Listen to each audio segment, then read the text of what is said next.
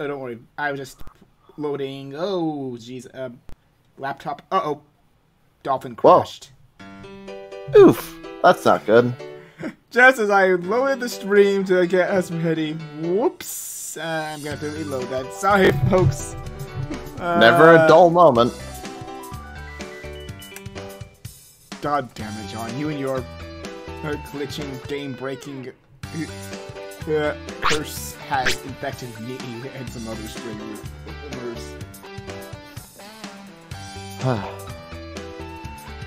Oh man, that... No offense to Proton John, but I still one of my favorite streamers, but god dang it.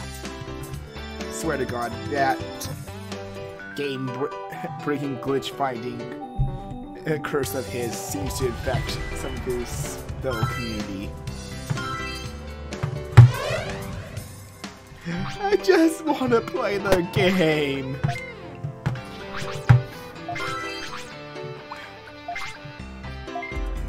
I mean, honestly, I enjoy a round of glitch hunting myself.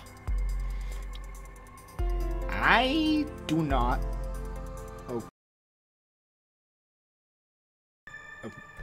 There we go. I hit the wrong button and accidentally muted us. Anyway, we're back with Digimon World 4. It's RPG night, and join with Cash once again as we pretty much continue on.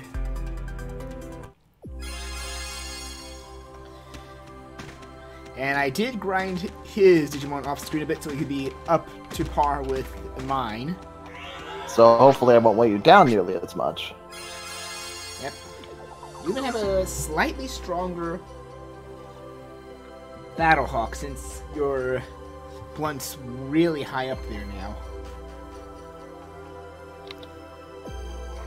Which I figured out, as stupid as it was for me to not remember, the symbols on the weapons are like the Greeks, Roman symbols for like alpha, beta, and such. Yeah. Though the highest one is epsilon, that much I do know. Which is an E. That's the highest one that pretty much most versions of the weapons, except for like the basic starting ones. Another Battlehawk. Though that is an alpha, which you have a beta Battlehawk right now, so that Battlehawk is useless on you. Yeah, but you can never have too many Battlehawks. Really? Hey man, it's a good bit. Right, I'm maxed out on raise discs. And so are you. Man, the audio thing's still happening, but I think it'll be fine. So long as I can still hear you, everything should be fine. Also, I'm gonna apologize in advance if some of you are still hearing a clock beep or something. I have not been able to locate what it is. I've searched all over Parsec. I searched all over Dolphin. I searched... No updates seem to be saying that for Streamlabs. I don't know what it is. Yeah. It seems to only happen, though. I'm gonna hopefully think it only happens with Dolphin. I'll find out, though, when I stream the Doom. If people hear it when I stream Doom tomorrow and fight that final boss, then maybe it's the Streamlabs. I tried thinking about what it could be on my end, but the problem is, if I were hearing it on my end through the headphones, it wouldn't be coming from my end. If that makes any sense. You may be wondering, why are we going to the fortress? Well, because we are going to be going to fight Apocalypse again, as he's the only boss left in this area, we might as well do a little bit of grinding. So, plus this will allow me to actually talk the full method of how you grind in this area. There's a little more to it than just beating them up? It's mainly beating them up, yes, but there is some other ways you can go about just level grinding. You can also spam your MP techniques here, like the Petty Bolt or Petty Fire. You do have to get some distance. You will eventually run out of MP, and the angles can cause it to miss.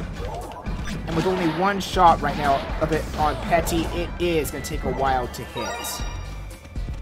Well, at least I'm lagging way less than last stream.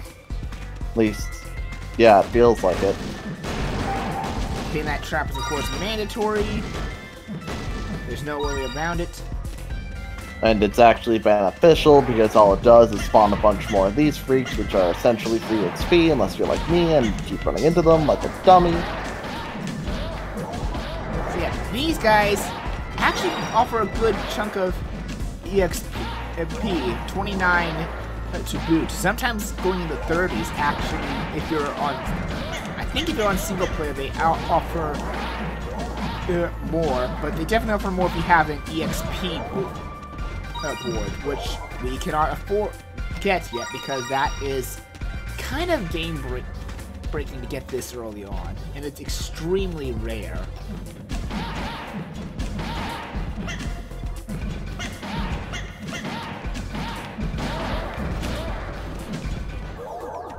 Plus, it's fun beating them into the walls. Plus, the EXP board to me only really helps if you want to go on the harder difficulties and want with a different Digimon, as it's good for grinding levels faster. Just gives more enemies give more XP. That's all the EXP board does. But yeah. That reminds me, I had a question. What? So if the Digimon are saved separately, but we both share a story mode, is story progress just a separate save altogether, or is it tied to player one? It's tied to the player one, indeed. So basically, for your file, you've already rescued Leomon. So you're basically caught up to me, but after this, you will have none of the stuff that I have. That makes sense. That's usually how it is with these types of things. Some games are different, like Final Fantasy Crystal Chronicles, where the save file is actually tied to the 8 characters you can make for your caravan. So, so while you have 8 different characters, all story progress is shared among that 8 for that one file. Part of me hopes that they're that forgiving with the remake. It's probably the same thing. I'm hoping, though, that they give you at least 4 save slots that they did with the GBA memory card. So that way I can at least have one casual and one future stream run. Speaking of which, remake's coming out August 28th. Pre-orders are already there, and it's actually surprisingly a pretty cheap pre-order right now, from what I've seen. If only I had any money, I would probably have pre-ordered by now. Be careful. I know you. So yeah. But yeah. For reference, we are not sponsored by Square Enix. Just simps for them. I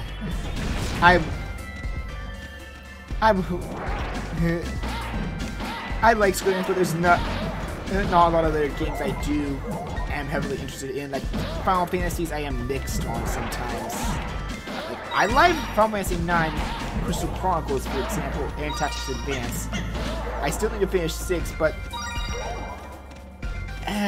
I just don't like 12. I'm not interested in their MMOs. I don't know, there's other companies I would love to be sponsored by, like Nippon Ichi Software.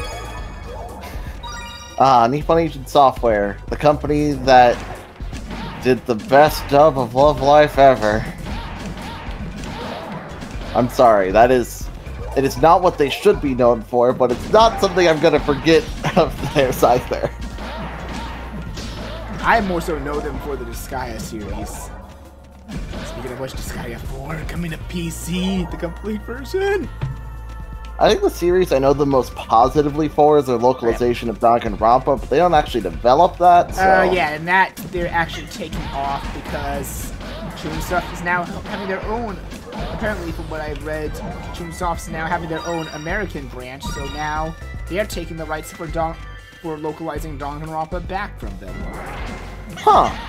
Part of me hopes that they get to keep some of the voice actors, because I'm just immediately worried with any new dubbing company getting fresh voice actors that... Well, it's the American localization of their Japanese... It's an American branch of their Japanese company, so they make some of the more things are a lot more in the original Japanese owner's hands now for the English localization. Yeah, that usually goes off pretty well. So like of how Arc Sys has kind of like an American branch, and NIS America is Nippon Ichi's American branch. Yeah. Sitting on like after you trigger that trap entry and gone down all the way to see that normal floor, then you can go back up. Also, this if we ever get to one of us gets to level 12, at least if I get to level 12, which I am still kind of far from there. There is actually a good method for grinding as well. Something else as well. Also, those big boxes, it's better just to charge attack through them because it takes 5 normal hits to break them, but 1 charge attack to break it. Technically speaking, if we had a full group of 4, it might be faster to have us each swing once, but that's hypotheticals.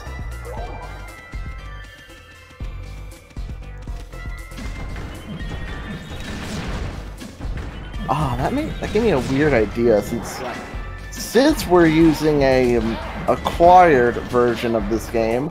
I wonder if we could use saves to like show off the 4-player without having to grind out the other Digimon by finding saves online.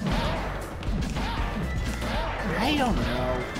It'd be something for a bonus stream. We definitely don't want to use it for the main campaign, but it'd be neat to show it off if we can get people.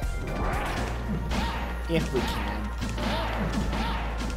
This game has some mixed reception. There's some people that like it. There's some that say it's one of the worst Digimon worlds out there. I have not played all of them. I only played a bit of one, and I could vaguely remember some stuff of it, other than every time I tried to get Agumon to Greymon, he always became a Numamon, and that weirded me out. I think I one time even got Seedramon from a Betamon. Which one? Betamon. Yeah. No. In which is in this game or no, in Digimon World 1 for the PS1. But that was back when Blockbuster existed and you could rent games. Ah, God, I miss Blockbuster. Dude, my local Blockbuster before they shut down completely with all other Blockbusters. I didn't own a PS1 back then. I wanted to play Digimon World. They were kind enough to lend me a PS1. Man, that's rad. I think the coolest thing that I remember from my local Blockbuster was they always had a bin where the games they were cycling out were for sale and usually cheaper than retail because, you know, they got plenty of money out of them. And that's how I got my copy of Elebits, and boy oh boy do I love that game. And I probably wouldn't have even thought about getting it if it wasn't for the fact that it's like $5. That is, but if we can pull it off, it is getting this smooth. The spin? Yeah. I'll try spinning, that's a good trick.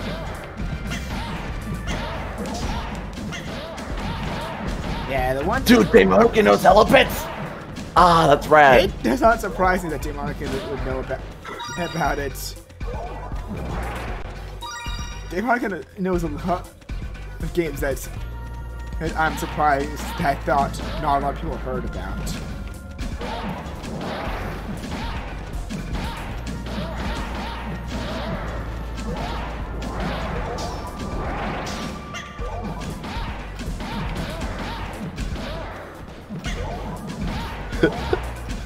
Sorry.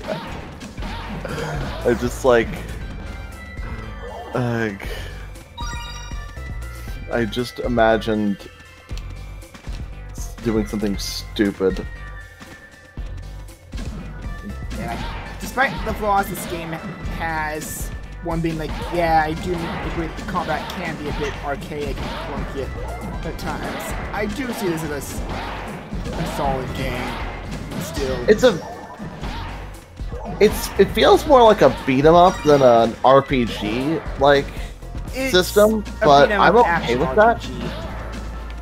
Yeah, like it's given me. I would love to see a remake of this game with improved combat. like definitely improves like jumping and platforming as well.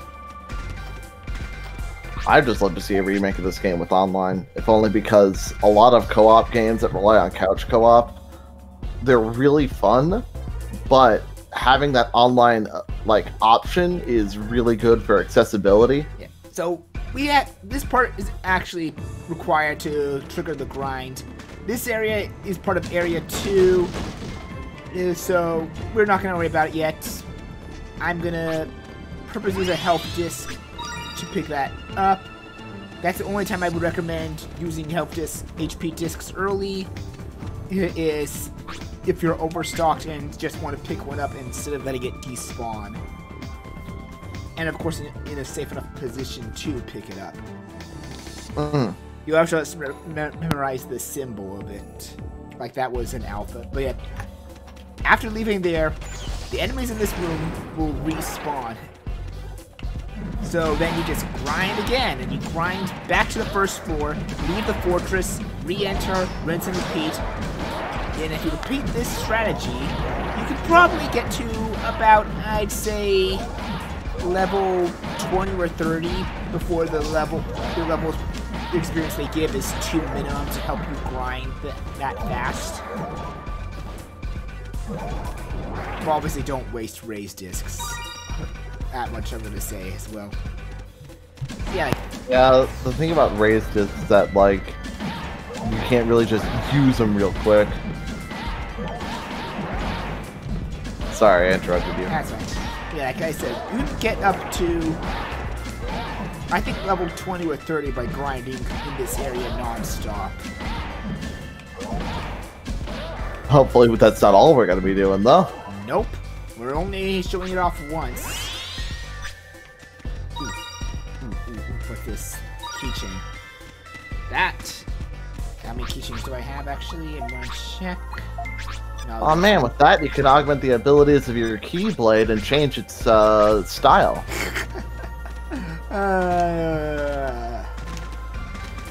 Funny. Speaking of, I hope you realize that the DLC was on sale. I do, but I'm just flat broke at the moment.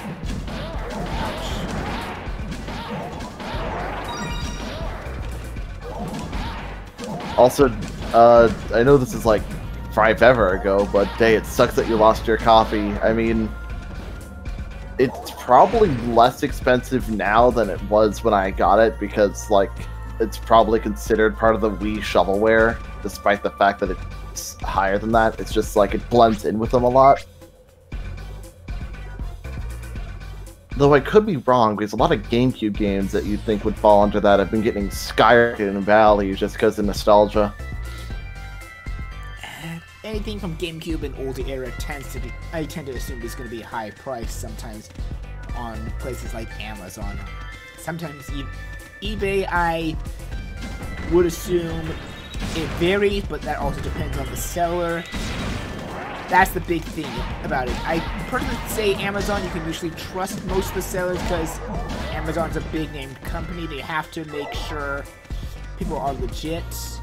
eBay, always check the reviews to make sure the seller's legit. Otherwise, you could get gypped. Yeah, I make sure to check the sellers, but I also I'm willing to risk a bit of, you know, oh man, this person's selling it for super cheap. I'm gonna take that risk because that's still a good deal if they're legit. Like, I'll take like a 75 if it's cheap enough. A 75 positive rating. Back when I was actually actively collecting Bionicles, when I was still a kid, my mom taught me the importance of checking legitimacy on eBay. Yeah, no, you definitely want to check the reviews, and if they're below 50%, you know, make sure to get more details. She even taught me the, oh, well, we have level 12, so you got a new MP tech. Power, nice. Which we can't grind that one as easily, but basically for that technique, you cast it on yourself and anyone that's near you. It will increase our HP, strength, and defense stats temporarily. So it's a buffer spell. Yeah. One that will be useful on a Pokemon when we actually get to the main fight with it. Yeah. Still, one thing that's interesting about game selling is that I think NES games are starting to get cheaper because the nostalgia has died down for them, and they've become a lot more accessible because Nintendo will keep putting the big names on their stores. Meanwhile, Nintendo 64, they haven't been.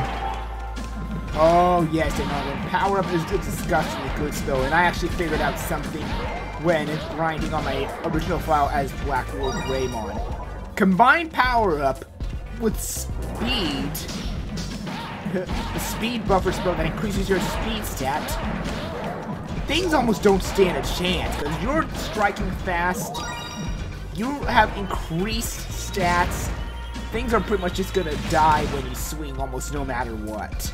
Unless you're seriously underleveled. But even then, if you're at a point where you're underleveled, but you can still pull it off, you probably stand way more chance than you should. Well, by seriously underleveled, I probably mean like the speed buff's not even gonna matter. But yeah, I learned a new spell that I will show once we get. Yeah, that's a good way for two together, and I would have been careful because they like to spawn like that.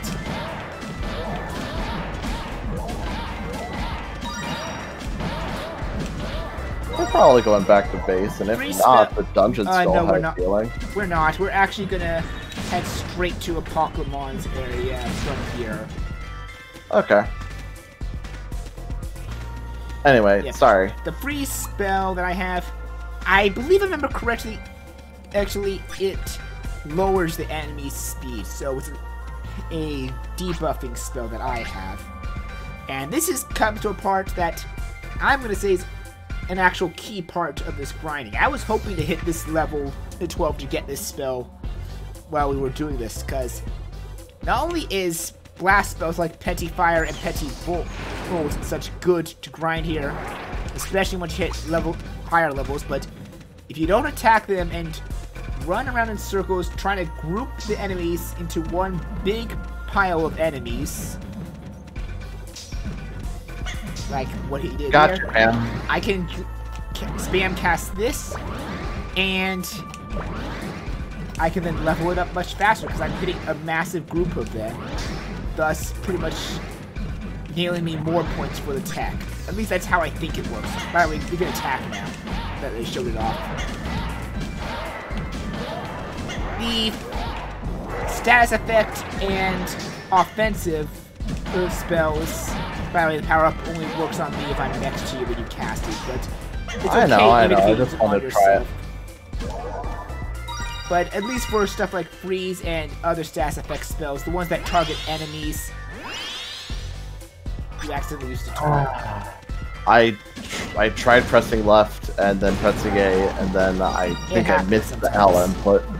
It happens to me even on GameCube. Right, here's a refresher for you. Oh, thank you. It's a little hard to power up stat your tech for force with Petty Freeze and other moves like Petty Sleep. But this is probably the best place to do it if you're willing to spam it on the enemies to get it up. Petty power up, there's a better place to level it up.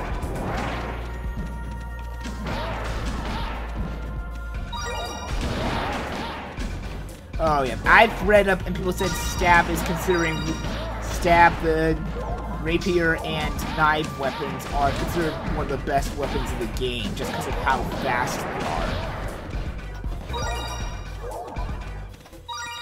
I still personally don't diss the other weapons, but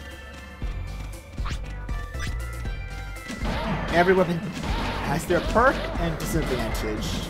That's just always how I use it. I just noticed something. By the logic of it raising faster when you use it on more enemies, does the petty power-up raise when you use it on more allies, or no?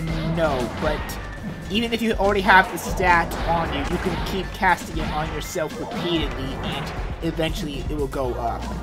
It would even start going up faster once you ever hit the point amount Monica said. I think it was 10 or 50 that it will start going up higher.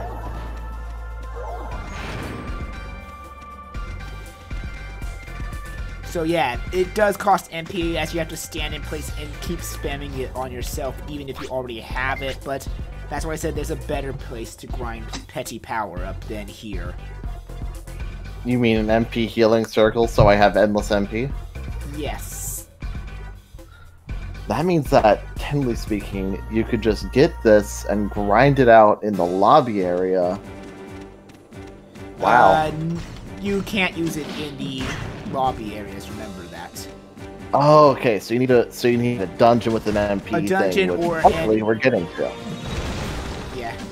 And even then, even if you choose to grind it out, there is set limits for the tech skills. Like, once you hit... I'm gonna actually show. You're not gonna hit it just yet. Oh, actually, wow, slash is there for me. Like, notice how the text's red. Yeah. That pretty much means my slash is not gonna go up any higher until I level up. So sometimes when you're trying to grind some things, check the tech, and if you notice something's not going higher, and you check the tech and it's red colored, that means you hit as high as it can go for that level. As At your least character... time to try and grind stuff up. Like it'd be time to grind something else then. Yep.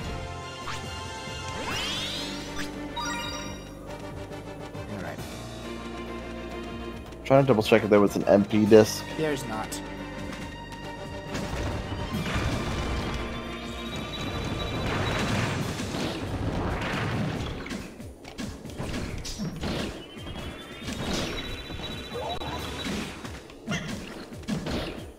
That was disappointing. That was kind of like bad timing. Yeah. And yeah, like Digimon said, some two-handed weapons, weapons have more power and are more fit for taking on particular enemies. A lot of people are gonna try and deviate to stab only being the best run, but really, it depends on your approach. Like, I'm at a point in the game that, for my single-player fire, that I could handle, like, the first two dungeon bosses with an axe weapon, because I just use speed and power up, and I can just two-shot them before they even land a hit on me. I don't even have to use guns. I can just run up close to them, smack, they're stunned, wait for them to unstun, smack them again, dead. Is it gonna do this every time we boot up the video game? Unfortunately, yes. That's a little disappointing. I'll just be thankful we won't have to see these profiles anymore after this area.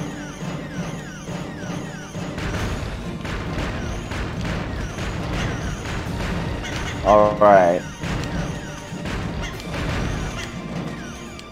Diddy Kong's Quest.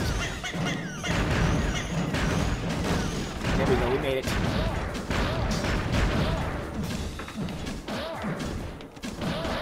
I need to look up Donkey Kong games, because I imagine they use those barrel traps often enough to where I'm gonna have to start getting obscure. I'm gonna use this just myself. Don't we want to go up here first? No, that's just for if we fall to our deaths, remember? Okay.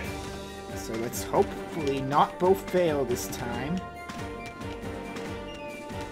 We can both make it across, and... Oh! Or not. The camera messed me up there. Yeah, that's probably one of the biggest issues I would agree on for this game. The camera sucks. Like, for the platforming, specifically. Don't you add that tilde. Even Kingdom Hearts is known to have bad camera.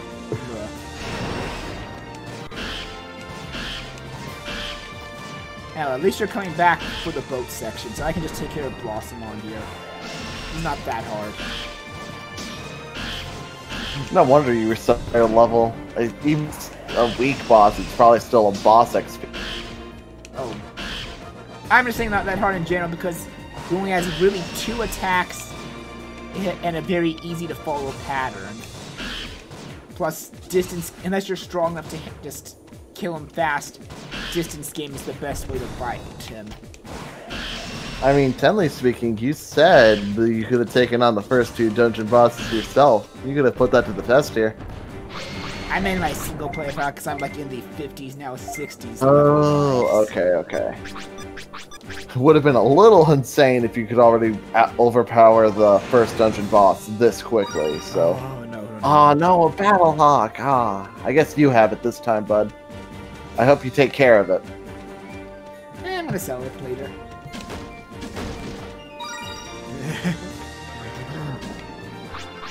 Am I the only one that understands the importance of a collection? Oh no, I used to be a weapon collector in this game, then I just stopped because I thought it was ridiculous. It is.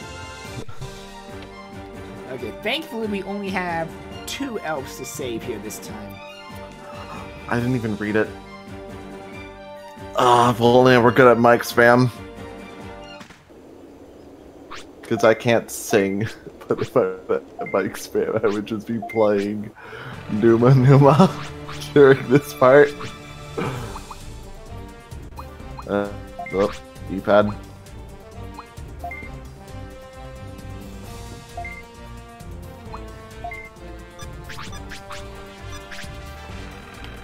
Okay, there we go.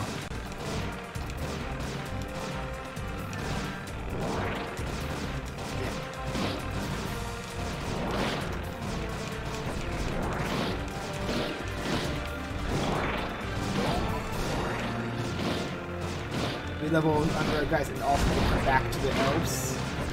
Yeah, getting all of them in a single run is not easy.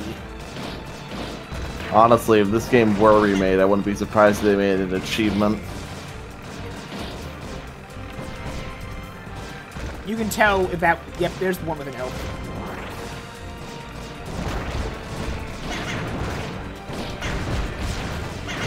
Nice save. Ooh. Getting hit by them and turning around to face them makes sense for most combat encounters, but boy oh boy does it make this harder than it needs to be. Okay, I think we're coming up to the gates soon. That one doesn't have one. Yep, gate. I know, I'm trying to get rid of the...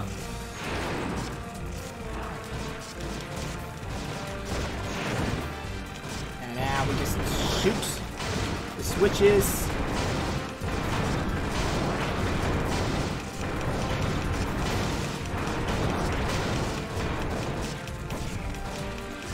And don't get too far ahead.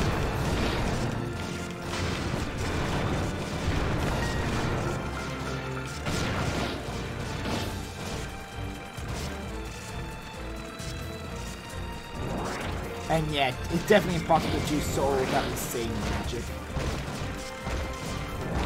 This'll... That one's gone, good. Okay, I don't remember what the last one is, but... Right, missiles.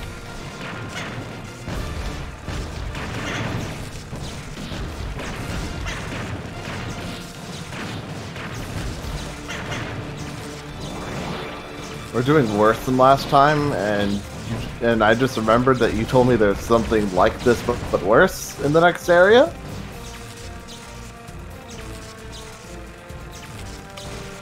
Yeah. That's gonna be fun. I see him.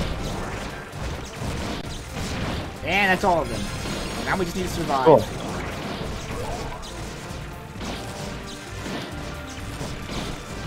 We did the thing.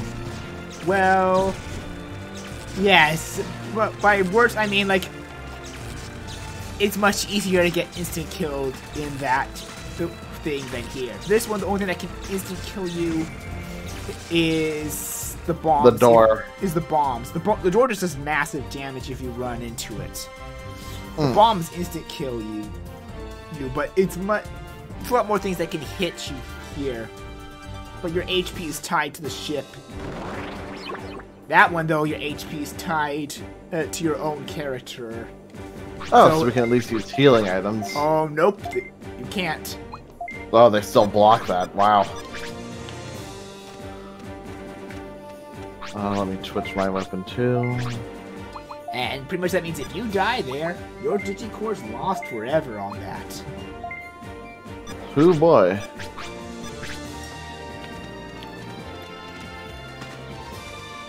Maybe once we get to that section, we should go back to store most, if not all, of our items then.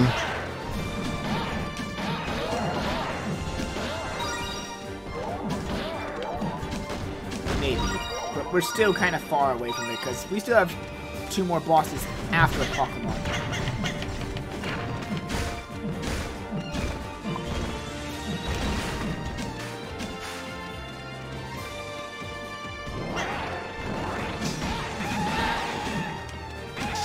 Yeah, there should be a gate near us here. But I'm not too worried about going back to store stuff yet or heal. I think we're still fine. Yeah, I think we're fine in terms of doing this dungeon. You might want to go back to heal, but like your mana or MP, I should say. I'm not too concerned. Ah, no, not the stun lock. Fuck you, you stupid turkey! I don't even care if you are actually a rooster. I mean, let's face it, the bona fide dinosaur, historically accurate dinosaur. Okay, a lot of people say like some bosses are better. I disagree mostly for all, but I think one or 2 of them. But that enemy is definitely one of the cheapest enemies in the game. I hate Kokotora though.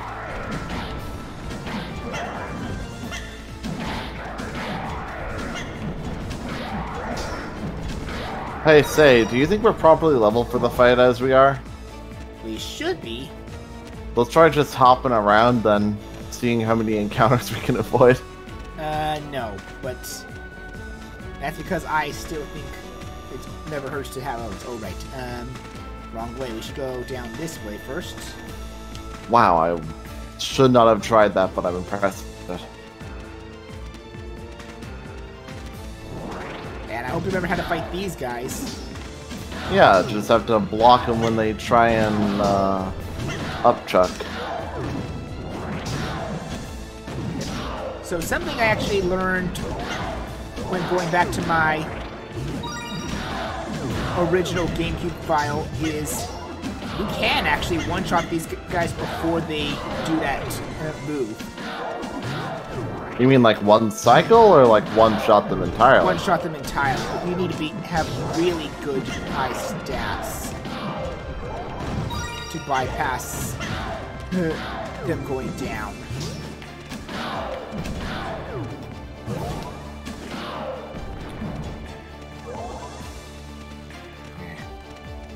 I believe there's a map.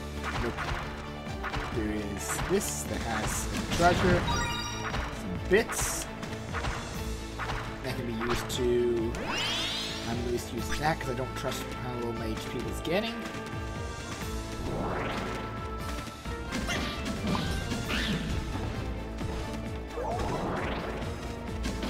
These little things we will learn about also soon enough after we beat up Pokemon. We're gonna figure out what the heck to actually call these drones. I mean, it's a fitting name. I mean, technically said the name of these creatures, but we still don't entirely know it yet. Hmm. Since technically speaking, they're part of that thing, but that isn't specifically what they are, because it's more their general force, and that weird giant thing would have the same name of them. Right? Yeah.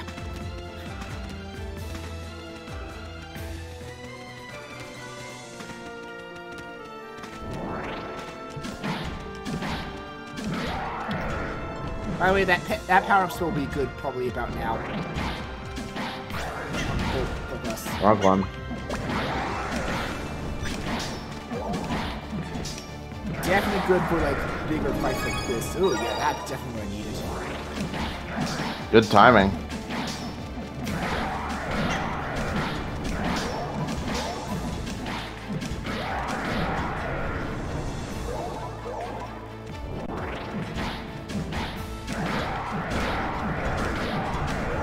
Yeah, see how good power-up is? Especially when like you use it before a big crowd starts to gang up on you.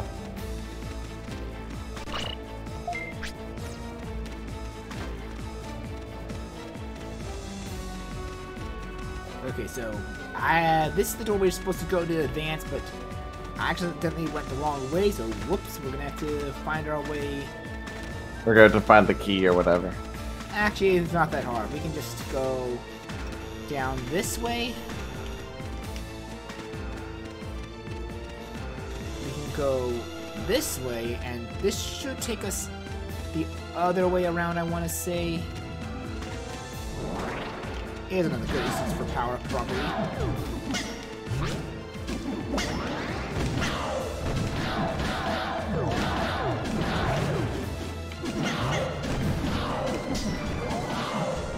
Yeah, that is true. Like, the higher levels...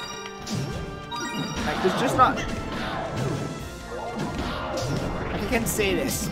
The techs we have, like, Force and Blast, the more we use it, we'll get new MP tech of that category. And the more we use it as well, it can level up some of our other spells to other ones. Huh. They go in this order of Petty, Mega, Giga, Terra, and Infinite. Infinite being the highest level. It'd be a little weird if there wasn't. Like if it wasn't, you know? Yeah, like, aside from how impact is for Blast, the Blast techs tend to fire 5 projectiles at Infinite, so stuff like Petty Bolt and Petty Fire, while annoying to level up at first, does get better once it hits the higher levels, and you're able to fire more projectiles at once. Because then, in large groups, it just clusters hitting multiple at once, increasing your chance for a tech up. That's another key thing with tech up. Ooh, a booster pack. Oh man, I hope you get a foil in that one. Or for like the status effect inducing or debuffing force techs.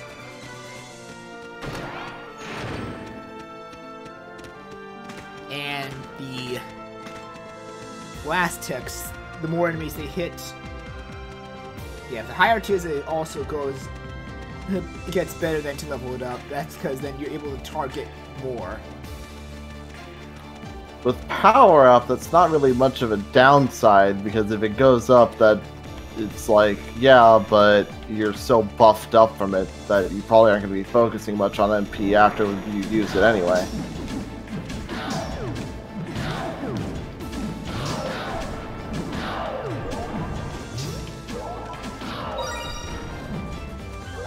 I mean, I think it gives you a higher stat buff on the higher levels, I think, but I don't know exactly for sure on that one. Was it this? It was this way, right? Yes. Yeah.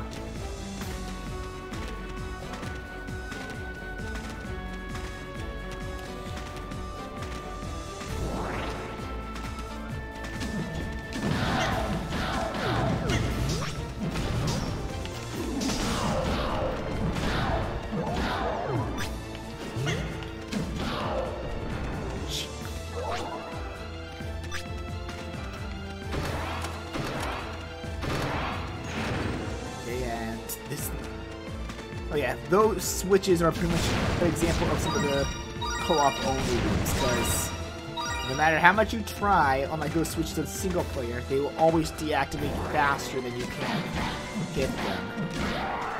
Are there going to be any that require us to have more, that would require us to have more players? Not that I remember. I think there's only ones that require at least 2.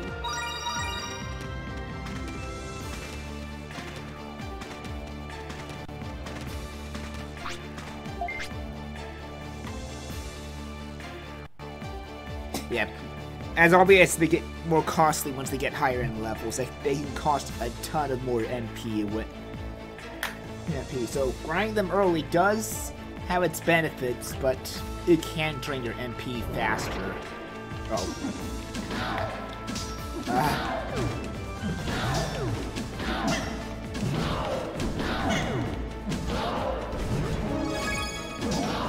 Yeah.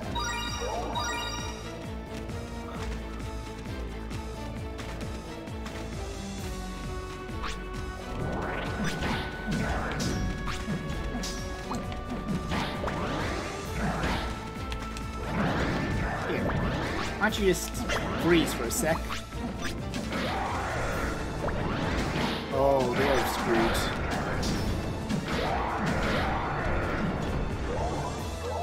Yeah, boy.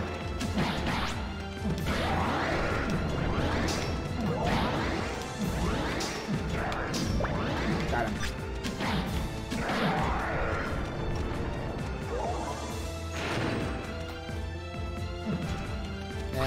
You should do the thing. You have to be on here too, remember? Oh, I thought you were going to grab the healing disc after healing really fast. Nah. Also, obviously, these stat moves like I have, like Petty Freeze, don't always work on bosses. They usually have high resistance to them, if not pure immunity.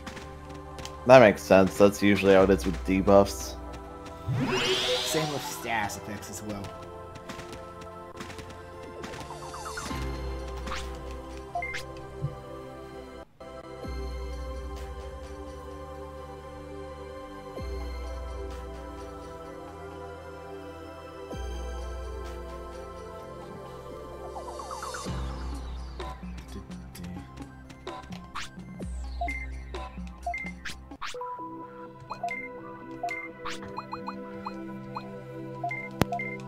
Just sell some of this.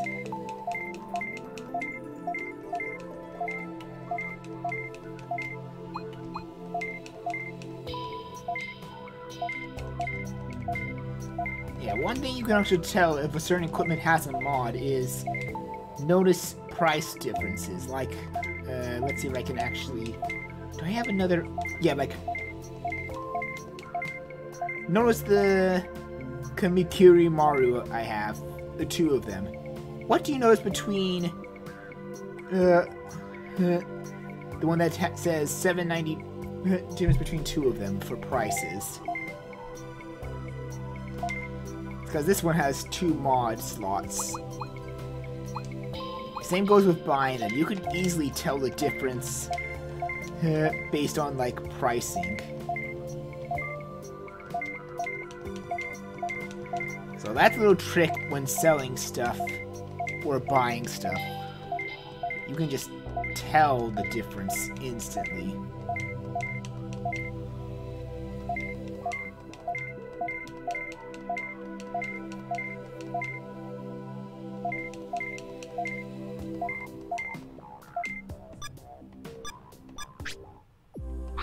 Actually, let's see if I can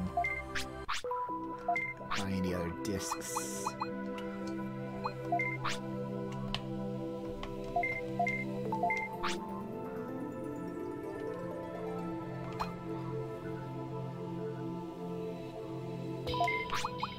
Let's see, can I... Sure. Alright. You gonna do any shopping or is that it for you? Or are you good for now?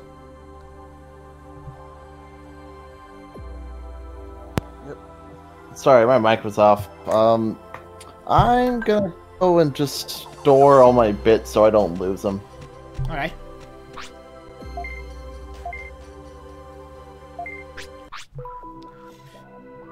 It's not much, but I should. Well, you should look how much bits you have in your bank right now. Yeah, I see. Woof. If we ever need items later. What, you're gonna be the money hoarder? I mean, it'd be a fun. I mean, a lot of video games are used to explore fantasies, so why not?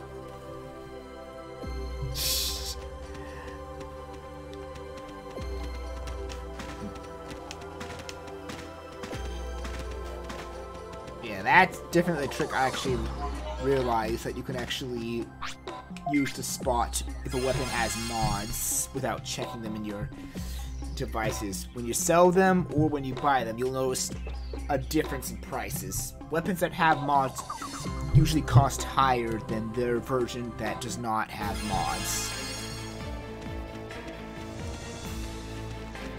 As the mods do make the weapon stronger.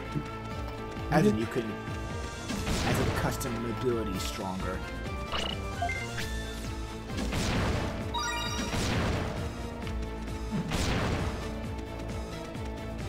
Might as well take that extra gate just to refill the one I just used. I believe the only way we can go is... Oh, right. We have to head back this way.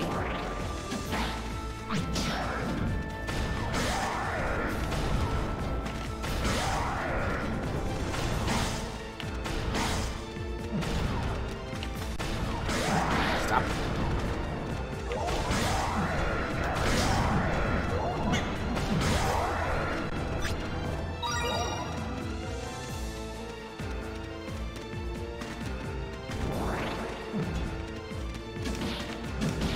Okay.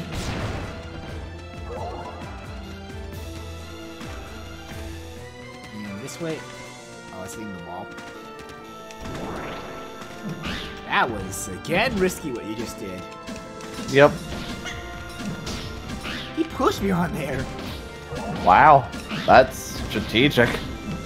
Thank God I have electric or bolt resistance.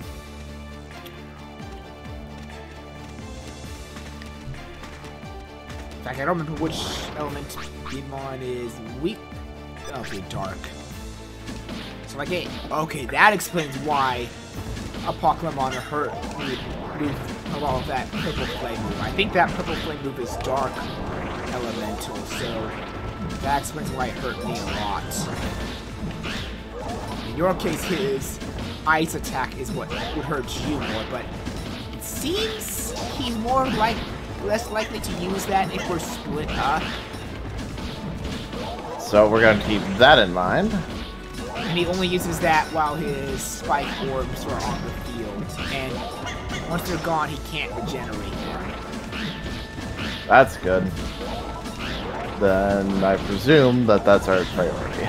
Yes, because we can't hurt him until they're gone. If we try to go up there and hurt him, that the electric stuff on his area will electrify us. The green wiring. That's pretty much why the green glow you noticed in his fight down here. Sorry. The green glow in his arena during his fight is electric paneling.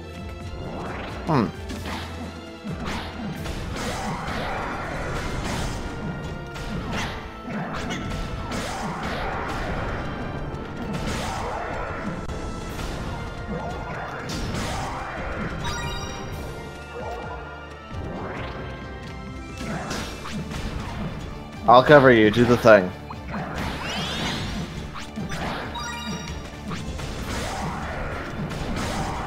Go.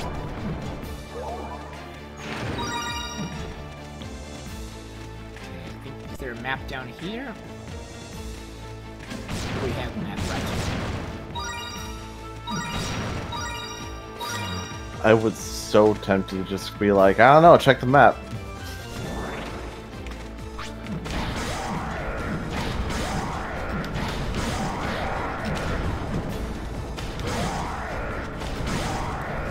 There's something I'm honestly thinking we're not going to do that I discovered that many people do not, apparently, that some people do not know exists, that each character has their own signature weapon in this game, and in order to get it, you have to beat every story boss in the game minus the one at the fortress that you can only fight once, but including the final boss without turning the game off. Meaning in one entire play session. That is something I have yet to do myself. I've only gotten like halfway on it before I was too tired. And it's not even because they are hard. I think I could do it at level 50, sort of, but it's just the dungeons themselves. The final area dungeon in Area 2 just dealt a lot of damage to me, even at level 50.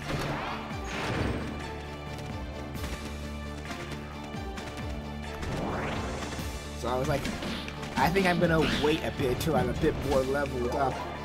So I can actually... Technically speaking, if it's just based on turning the console off and you can die between tries, you could easily just waste electricity by leaving it on, or in our case, we could set a save state instead of having an actual load.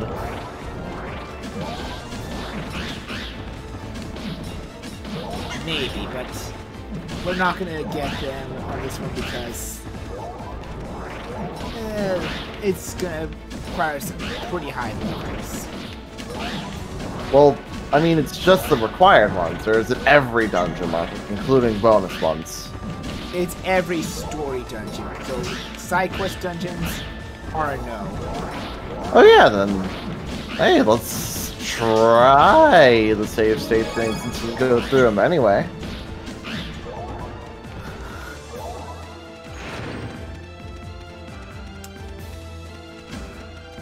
I mean, it's up to you, but...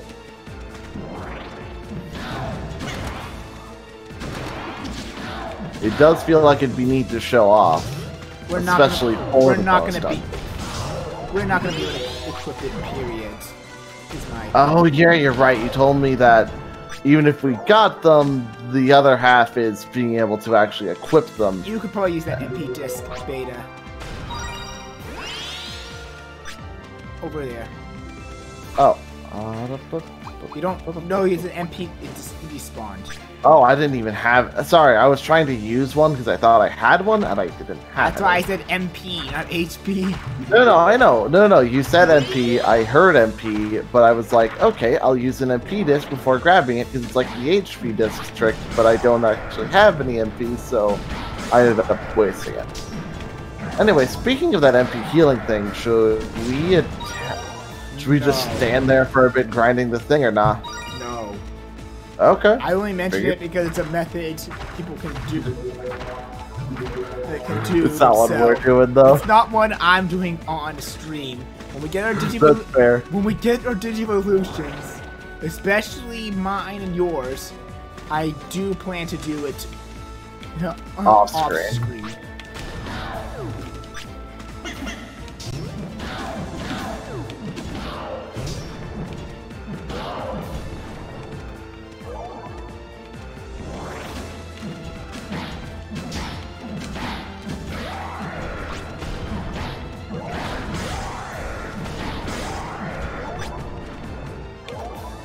Still more across.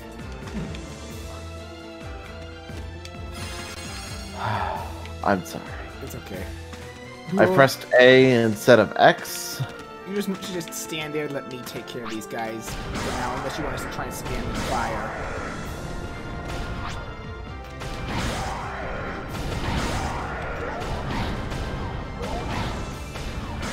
This is why we're going back to the HPs and MP heal circles before the boss. Ah, then I should have been Then I should have been using the buff stuff one.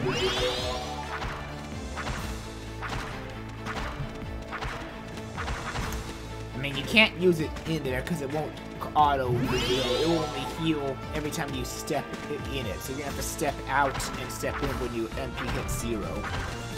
Ah, but it's still a strategy you can abuse. Yeah, it's like Finding Nemo. We go out, then back in. And we go out, then... I'm sorry, I love that gag. It's... Do you want to go back and just heal again? We aren't wasting any items, and I promise... If it goes down, if I fail again, we should just use items so we are wasting so much time. I'm sorry. This is why I said, like, I agree the platforming is a bit stiff sometimes in this game, but this is why I feel like a remake can improve it. Okay. Does the buff last when we go in the portal or no? No, it only lasts once we do it, and I would recommend saving it until we actually get to the main meat of the fight. I mean, we can use it multiple times, though, can't we? It only... As long as I have FP. It cannot stack. No, I know it can't stack, but if it runs out and then I use it again... But it does not change how fast we'll kill the spike orbs. They take the same amount of hits every time. Oh yeah, you're right. They're hit-based, not damage-based. That's my B.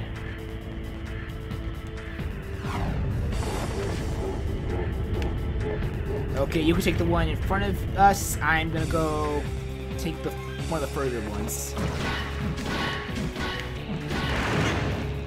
Or, wow. Wow, actually you tanked that pretty well. I'm surprised. Try to watch carefully what he does and block. Like, definitely those...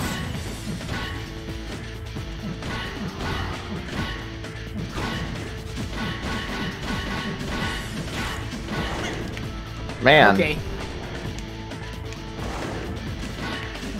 Party time at a Pokemon's house. He pull out the good balloons.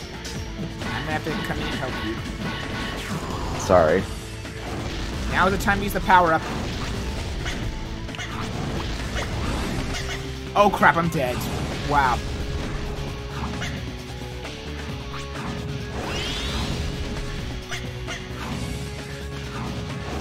I'm getting to you.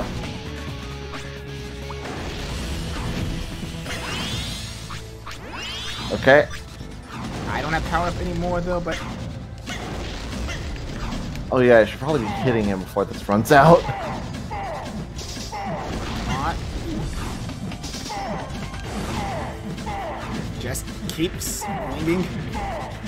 Just keep swinging.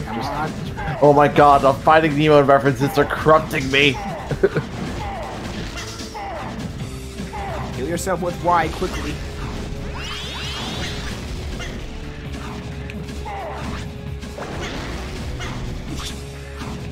I can't see where I am. He's dead. Nice. I was a little worried you would have to kill the boss on your own. I was a little worried I would have to fail at killing the boss on my own too, yes. Oh no, I had faith in you. He would have low enough HP that you could have managed. Maybe. Anyways. The important thing is he's dead now. Or deleted. Digimon can't really die. When they die, their data just gets reconfigured and they get reborn anew. Yeah, now that we're done there, we can now report to Ophanimon and tell her the progress. Especially since we rescued all the Digi-Elves. Yeah, it's gonna be like, oh, you actually did that? Why?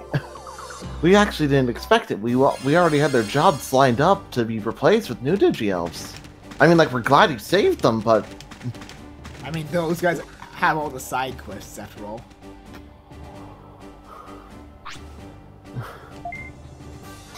Yeah, no kidding, it was difficult.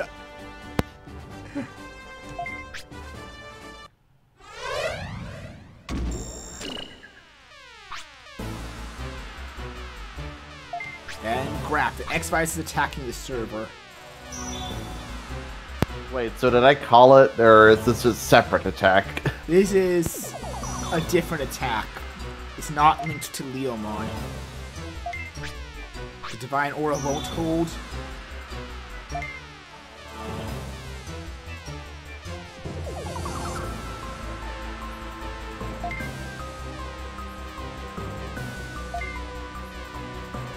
Yeah, but it seems the X-Vice is actually Molt, surpassing the protection of Ophanimon put to protect this server. We have to use our key to activate a system program to hopefully increase the protection.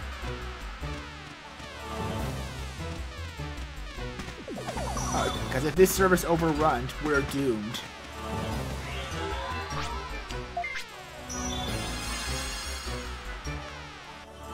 This is our base after all.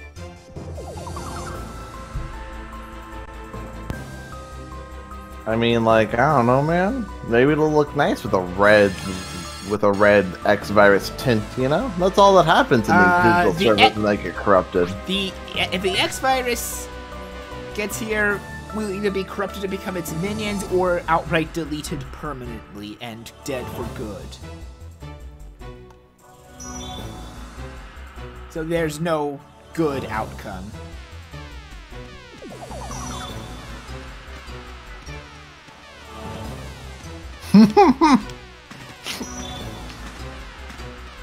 Yeah, up here, and we put Yofanimon. What?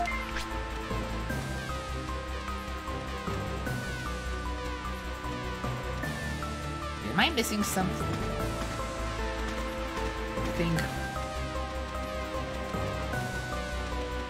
Sorry, just seeing the random NPCs walking around all calmly. Like, yeah, we're all under attack, oh no! Oh man, this shop has some good inventory today. Okay, I could have sworn that you had to activate that door first, but I'm guessing there's actually something else we have to do that I forgot about. I easily forget this section a lot because really it only happens once. It feels like it's basically just a thing that could have been a cutscene, but they wanted to have you do it so you felt more involved. Yeah. I mean, I'm kind of okay with that because, like, if you perhaps went through Area 1 without ever going through this part, which someone like me probably would have, it's a good excuse to explore. Let's see, I think it's around here. Oh yeah, but it's this first. I put the key here, and then you go to the actual door.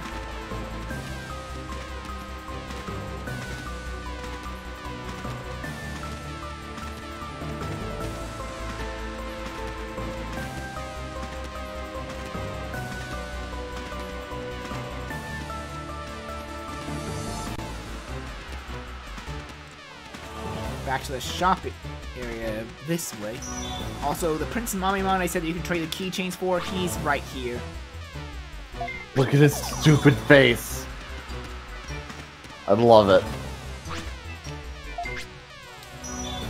But he will only give you items if you have 9 keychains in your disc inventory. That makes some sense, I mean... But the items he gives you are usually... Well, he gives you 9 items maximum for each set of 9 keychains you give, as in he'll give you one of those 9. Got that. Are they like good items? Oh, they're really good, but later on. I don't remember how good they are early on. Also, we'll go over that guy after this cutscene because he's actually kind of important.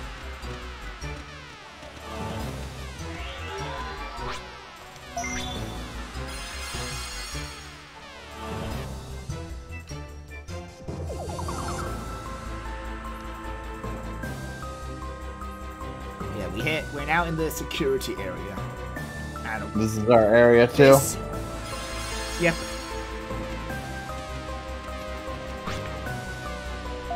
Oh, right. You can't activate... You have to hit the ones that are flashing first.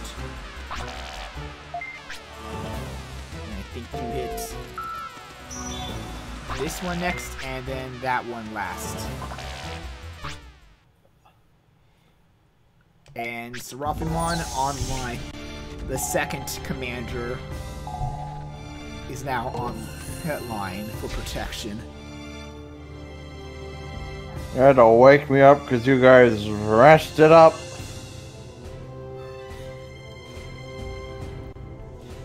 A lot of people, when they were younger, I think mistook this scene for Ophiamon getting kidnapped. No, she's still here. She just unlocked her boyfriend, lover, whatever you want to call him, the other one. Those familiar with Digimon know that Seraphimon is the Mega Evolution of Patamon. Ophimon's one of the Mega Evolutions of Gatomon.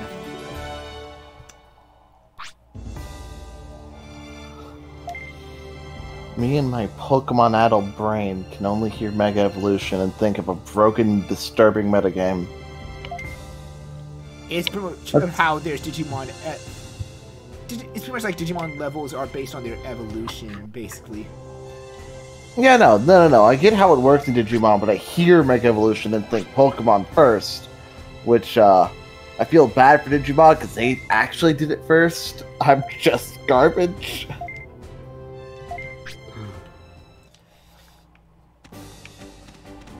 Yep.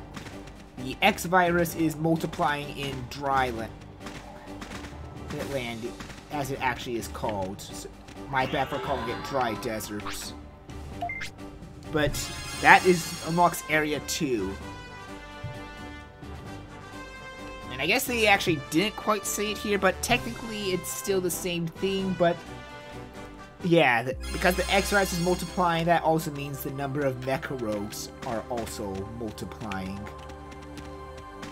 So yeah, I can just say it right now, those little small Manta Ray guys are a type of Mecha Rogue known as Mecha Rogue 1. Ah, that's boring. I'm just gonna keep calling them drones. It's snappier and still makes sense. While the big guy we fought in order to save Leomon is Mecha Rogue 4. Yeah, I'm not even joking. We skipped over 2 Mecha Rogues. You know, it's like, yeah, this Metal Enema here runs a junk shop that actually...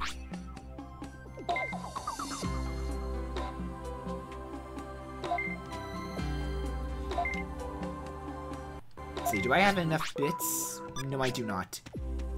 Dude, I can't believe the Super Monkey Ball spin-off is gonna add my favorite character, Metal Eye. Oh, you have not seen Metal Edamon in season 1 of Digimon anime, or at least back when he was also just known as Edamon. His English voice is amazing, as it's an Elvis impersonation, and he's one of the villains. That's great. Meta Edamon, while not one of the better Digimon villains, is one of the more hilarious comedical ones. What is it with Japan and very funky looking villains? You got Mir B, Edamon apparently, frickin'... I'm trying to remember their name. I hope I have enough now. Oh, I'm sorry. I was too busy focusing on the name. I was blocking you there. I'll just let it come to me eventually. Yeah. We need to first donate 1,000 bits to him, which I thankfully have now and will do. And now it actually start his junk shop, which when we come back later, he'll actually have some more stuff. And if we well, he'll raise the donation fee higher. He'll eventually get better and better stuff for you. But we need to donate the 1,000 bits to start the first creation of a very key item that he's going to have in his shop that will help us by the time we get to Area 3.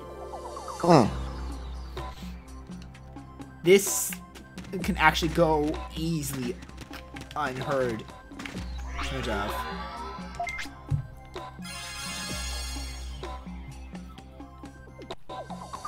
So definitely will highly recommend donate that 1,000 bits. Donate more if you've got the money to spare. Here later on when he asks, just know it will get higher and higher. The cool thing though is that the bits actually carry through the save file even on the harder difficulties. Wow, that's impressive. Like the bits donated, or? Yes, same with Prince Mummymon. Anyway, these Mummymon pretty much act like zombies, as you can guess. Are you my mummy? And they will get faster after you knock them down once. Like, as in actually dashing towards you. And whatever you do, I'm actually gonna let you demonstrate. Actually, no. I'm gonna let you see it once. I'm gonna let you see it once. So, get your Petty Fire ready and cast it on this one Mummymon. Is he made of flames now? Yep. And he hurts a lot more now. Wow. Only way to put him out? Hit him with anything that's not fire and not a weapon. So you're telling me that I'm the only one that can just make them harder? Yep. So don't cast Petty Fire. I know you wanted to. I know you wanted a co-op run. No, don't. I will murder you. You do. I will strangle you like John wants to strangle Sugar sometimes.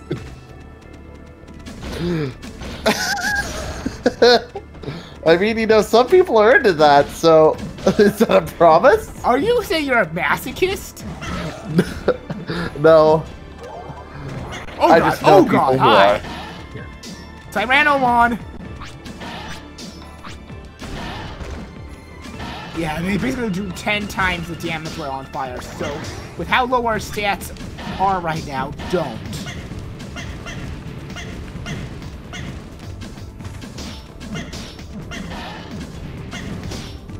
Man, that thing's like a giant me. Yeah, Tyrannomon hurt.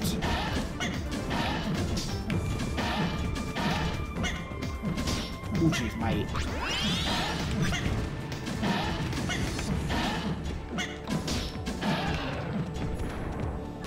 Yeah, like you see, this area is getting a lot tough. Ooh, Mighty Talons B. That could be useful to give to you later. Oh, here's a little trick you can do with the Mummymon up here.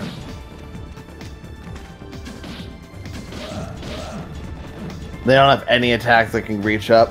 I mean, they can still hit you up here, but they can't get up here. And it's just easier to move away.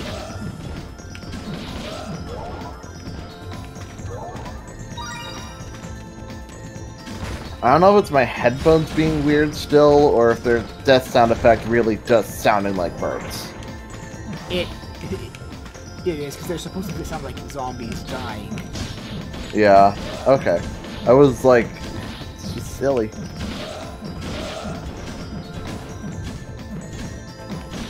Oh, that's good to note, Day.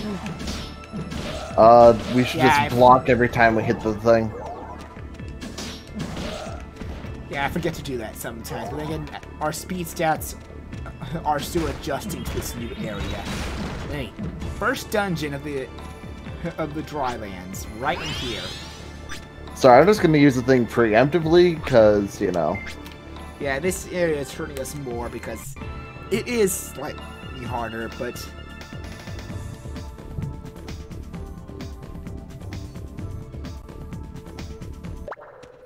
Also, we have a new status effect on us.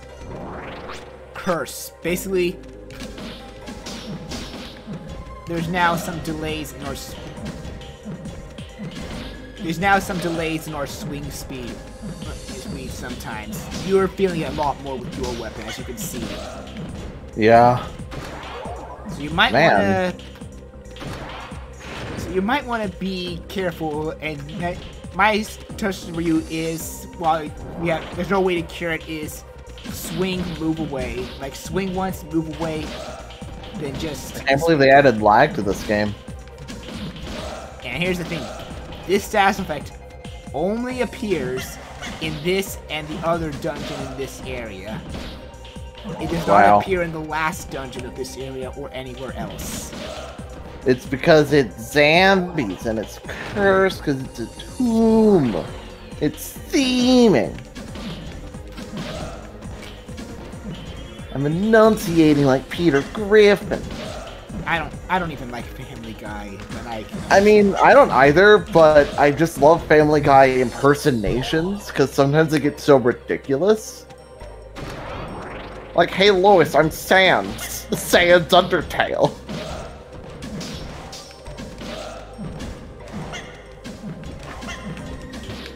I'm sorry. I will attempt to keep the quality of your stream as unmeme garbage as possible.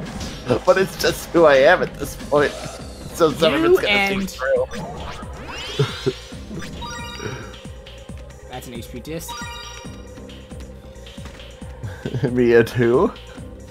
You and almost anyone that talks co-coms on my streams. Demonican does memes and puns. Porygon does puns galore. Bochavan does puns a lot. Pretty tight. Pretty you go for the puns a ton just to torture me a lot.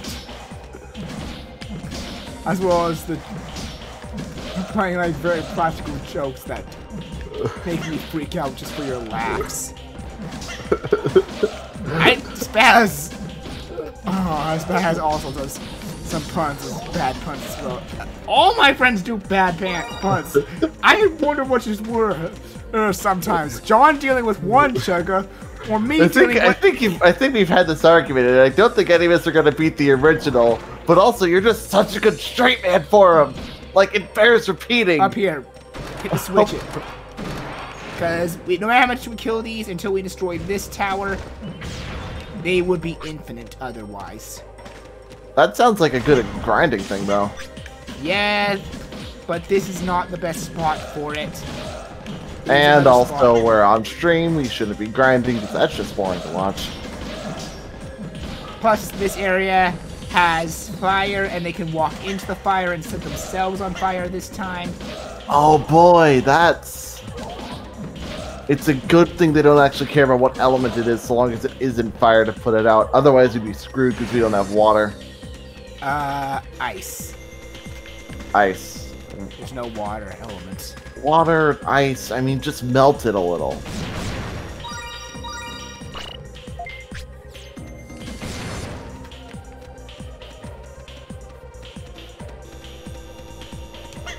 Ow, I'm okay.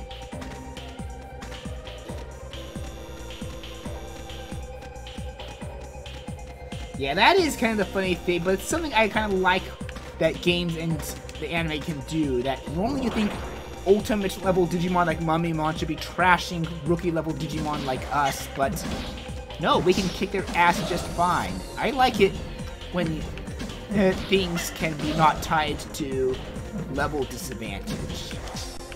Because yeah, the anime does show like some Digimon. Yeah. Sorry. Level disadvantage, yeah, no, we could easily be level disadvantage to these guys.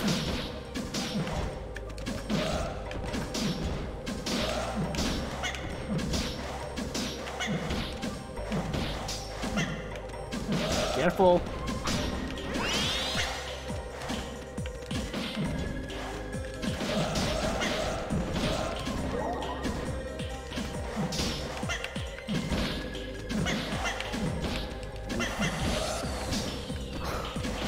I don't know if there's literally any chance for it, but I think I'm probably just gonna go stupid if there's a skeleton one. If there's a skeleton Digimon, you better prepare for the wrath. Don't. Remember, I have power to mute. Just... Listen, so long as there's only one and not a skeleton of them, we'll be fine. Okay. Fair.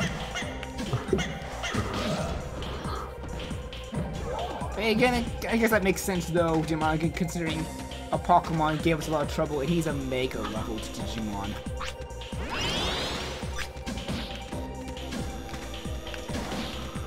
I also keep in mind, Cash never saw the Digimon anime, so he doesn't know it like you and I. Yeah, I have not seen any of the Digimon anime. The closest thing I've seen, like, out of context episodes. He was probably one of those kids that thought Digimon's not cool because it's just a Pokemon ripoff. No. I was one of those kids that just played video games, and Digimon's a lot weirder to get into as a video game because it's like, well, it's not on my Nintendos.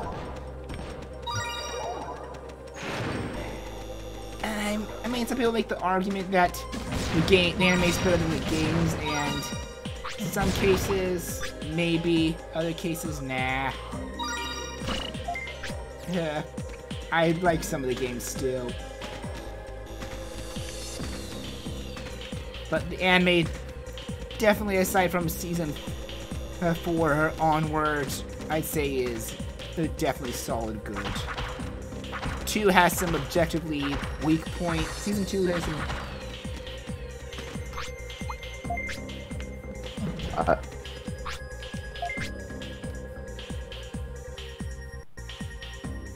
Did you cut out? Nope, I just got my time when you accidentally hit the wrong one. Okay, I'm sorry. I was like, I was worried. I was worried about you, bud. I was like, yeah, season 2 kind of have some weak points, but I still like season 2. 3 is still the best season in my opinion.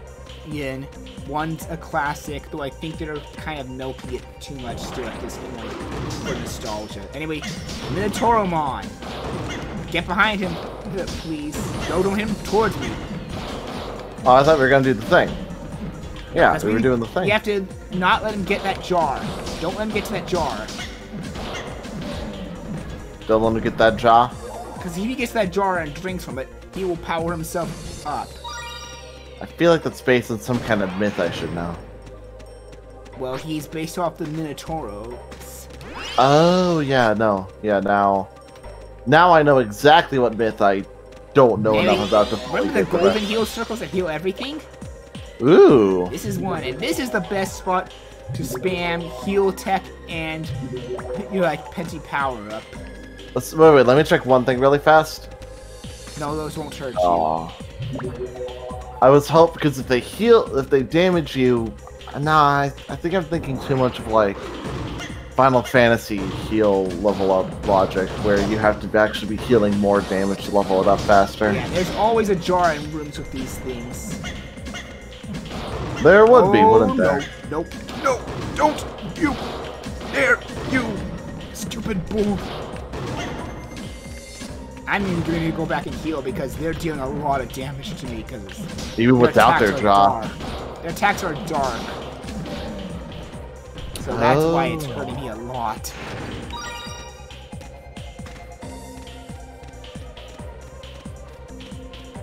Yeah, it's a Minotaur with a cyber cannon.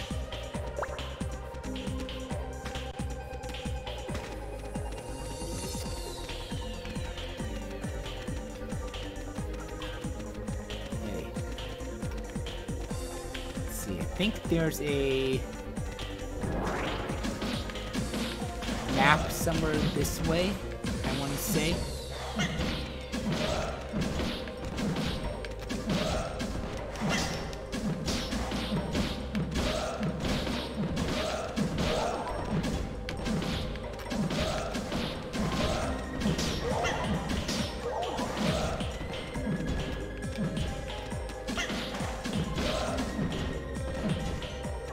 Man, I thought it was forever ago, but I gotta look into that Switch one you're talking about.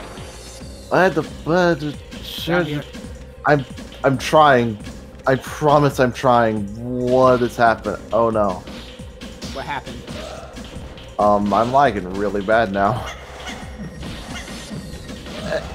That's gonna make this area tough with the curse. They gave me super curse.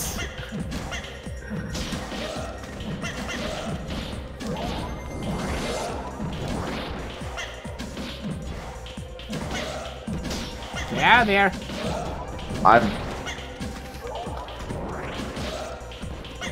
Is this room an... oh, I think this room's an infinite. Down here. I'm trying. Oh boy, am I trying. I'm making an opening. Get in here. I'm trying, I promise. Heal yourself. It's gonna take me a minute. Maybe literally. Yeah, good, you healed. I did? Oh. Yes. Wrong way! Down here. What are you... My game is... Oh no! Oh no. Oh, there was a Minotaur there. Oh my god. Oh no! I'm trying! Oh shit! This is the wrong room to walk into. There's 4 of them. Oh wow. Oh boy! A peace man. I can't even fight them! Oh no! Oh boy, such a... Where are you going? I'm... Go down where I am! I'm... Oh dear! Okay. Oh no. Oh no. Oh no. Oh no. Oh no, no, no, no! You died. Wow. The fact that you said that before I died, that means even my preview's lagging. It's not just the inputs. Oh, okay. Oh, good lord. Oh, good lord. Oh, good lord. Oh, good lord. So, What? the Parsec is saying the host resolution 1920 or FPS is too high for your hardware to keep up. Try lowering these settings. So maybe once you get a break from the mess I've gotten you into. Yeah, I'm gonna figure out what to lower it. How? What is there even to lower? Well, the FPS would probably be the easier one to lower. If you make it 30, I would probably be less lagging, even if my inputs would probably be a little harder to time. Actually, what frame rate does this game even run at? The game runs at 30, and it won't make a difference other than making my stream lag less. Oh, Jesus. Oh, Jesus. Yeah, Day, it's pretty simple to call lag eventually ruining a run, but at least you aren't dead yet, Bleach. I'm trying not to die. I kind of got a whole barrage of Minotaurs and a few zombie mummies running at me. Ah, you're really holding your own there. Proud of you. Because I know how to handle these guys. Oh, thank God, there's only one left. Now I can just. Hoo-wee!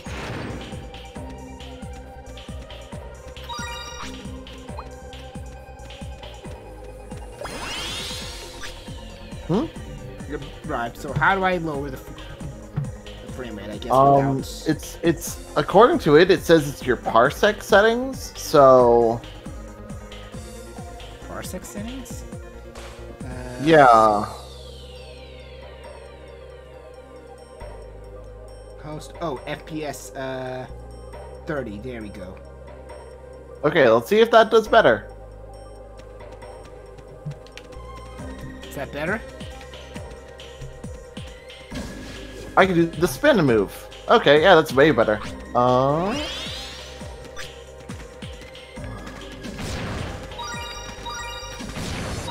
We should. What do you say? I'm saying we're going to the emergency gate. Because after that, that was a nightmare.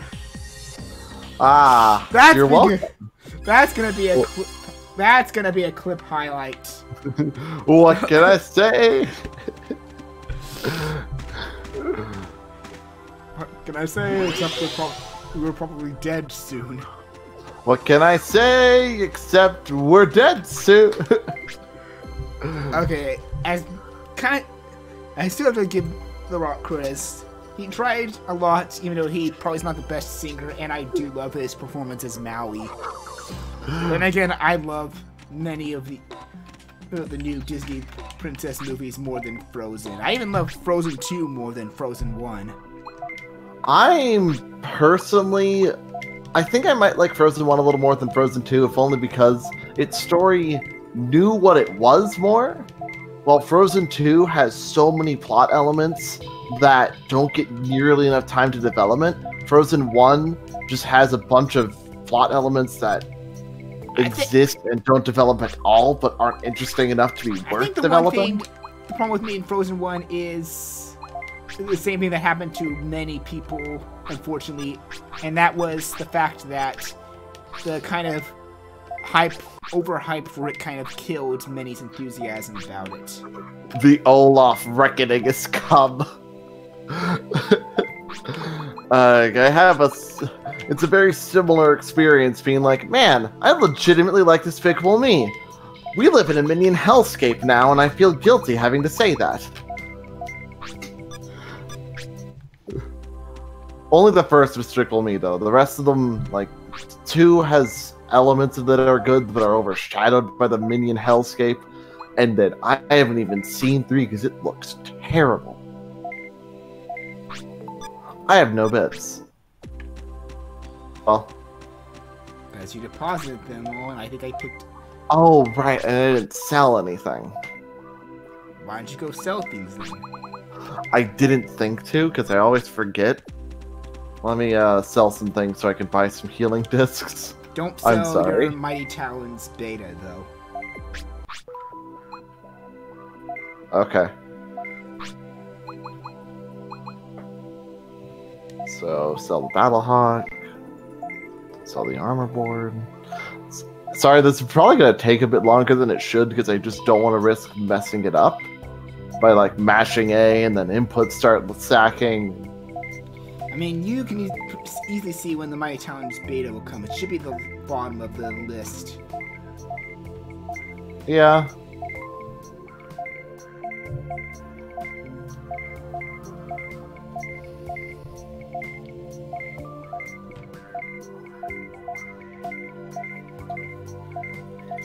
And yeah, the homing on the projectile spells is dumb. Digimon at least it gets better once you hit the Mega or higher levels and fire more at once, because then at least some are more likely to hit. When you only have one, it sucks.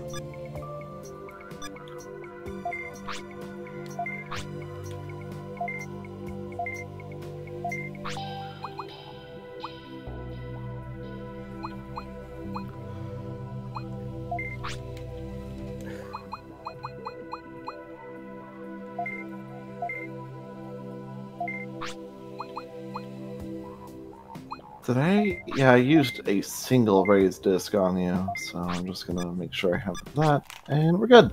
I'm sorry. Wait, should I store that thing so we don't lose it in case I die? Well, you probably won't lose it, but still, probably best to store it.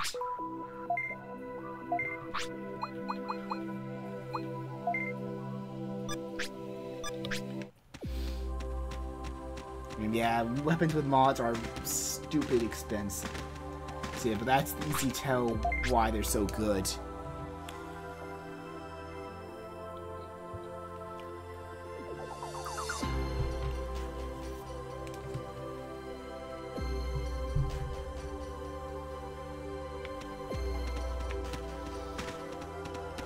I probably didn't notice that, but if it was a longsword alpha, I didn't really care because I have a longsword beta, and even if it has mods, I don't want to equip something of lower or strength just to mod it to try and make it as strong as this.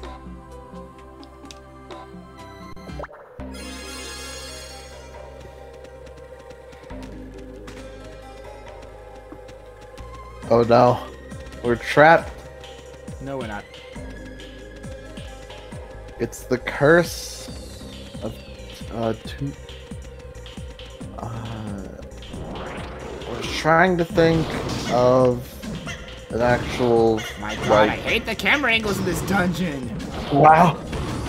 Also, one of them spawned and kept yeeting me into the other one. Actually, it wasn't much of a yeet. It was more just like they were bumping me. Oh my God! Look at these guys being idiots. Thank you for making our job easier. They wanted to make up for bumping me. They were like, hey, let's give them a turn to bump. Okay, your turn's over. Your turn's over.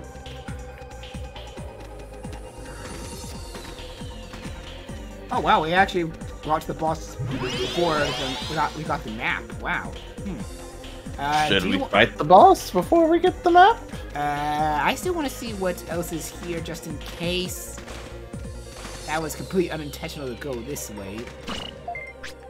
Oh, cool, we have the map. I'm sorry.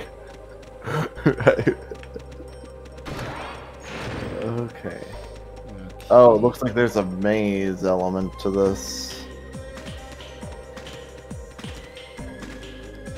Let's see, I think down this way. Press the button. That one is already pressed, so that opens. Wait, what's at the very bottom? I think just Another button. Oh, it was a trap button.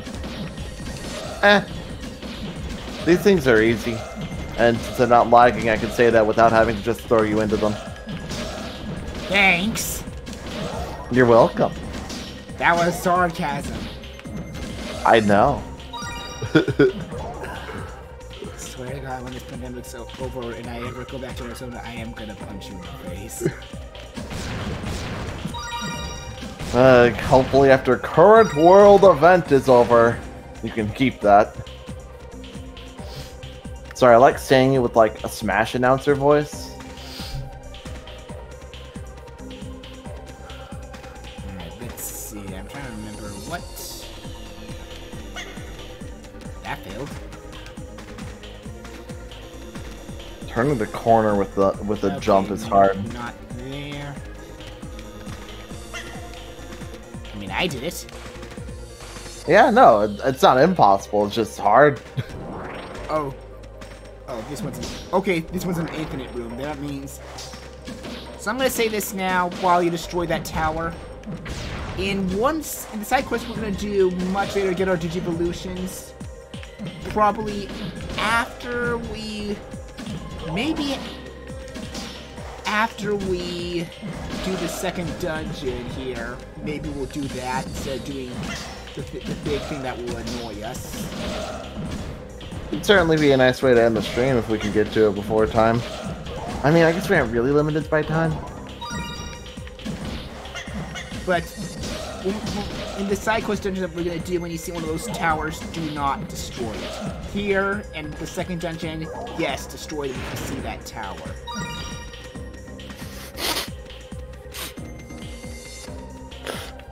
What? I'm not going to make this joke, because I guarantee you it is not appropriate. It's just that in case Demonican has somehow also seen this meme, we're not aiming for the truck. That is why is my brain like this? I'm gonna send it to you off stream, but it is just It's not. I think I get what you're. I think I get what you're saying.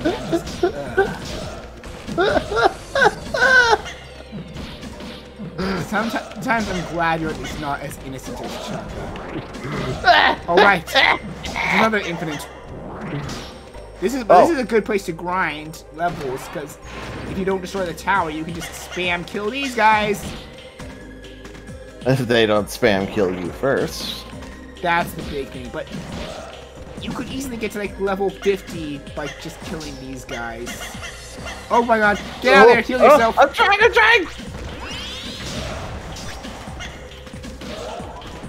I got bumped hard.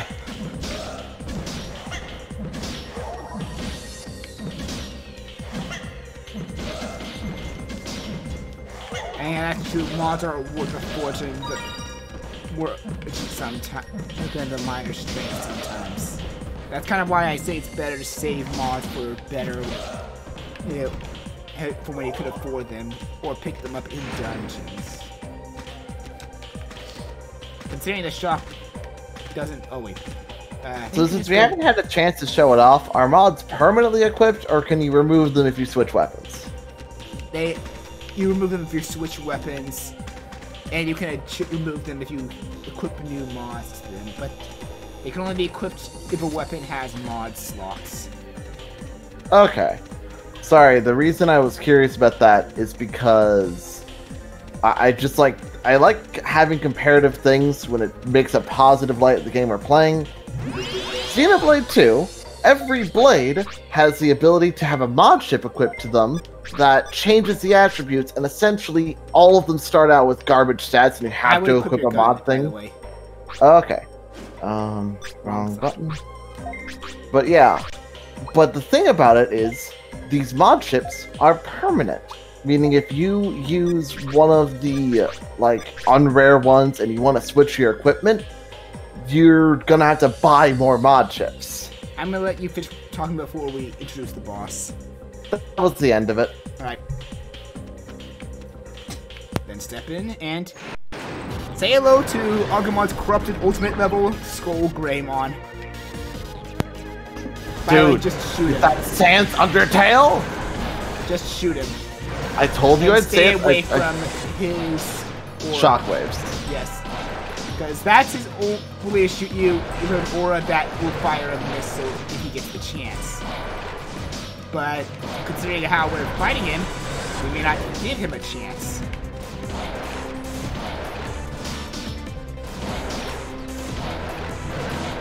Because this boss is pathetic. We each take 10 paces, you see? If you could hit him before he can reach me. I was trying. Maybe we should be on the same side so we get as much distance from him overall, due to the way screens work. No, I think 2 different ones is good because he's flipping back and forth. True, but the thing is, like, we're both closer to him than we would be if we just both stayed away from him. We can move. True, you're right, and we're also much faster than him. Well, he got one shot off. One weak as heck missile.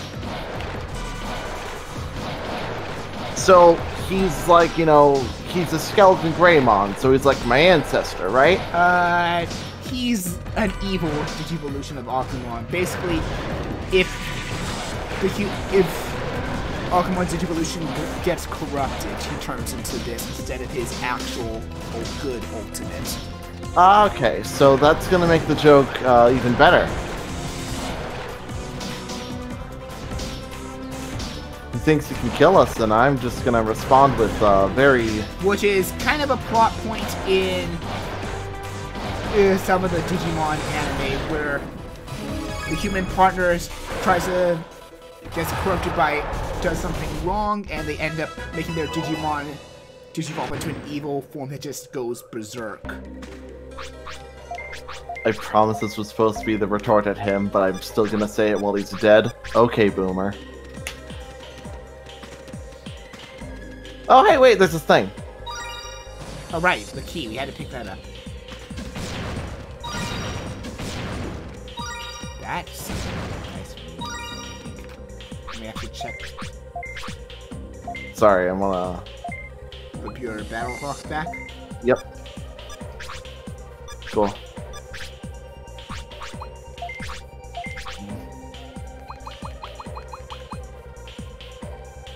Let's see.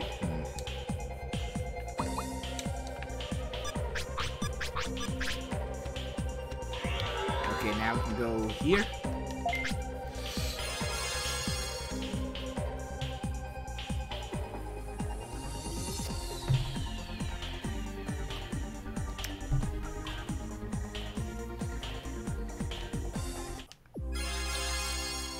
Well. And now for another trip to heal and shop. Sorry, I don't. There's not much to heal, but oh yeah, auto. I'm sorry.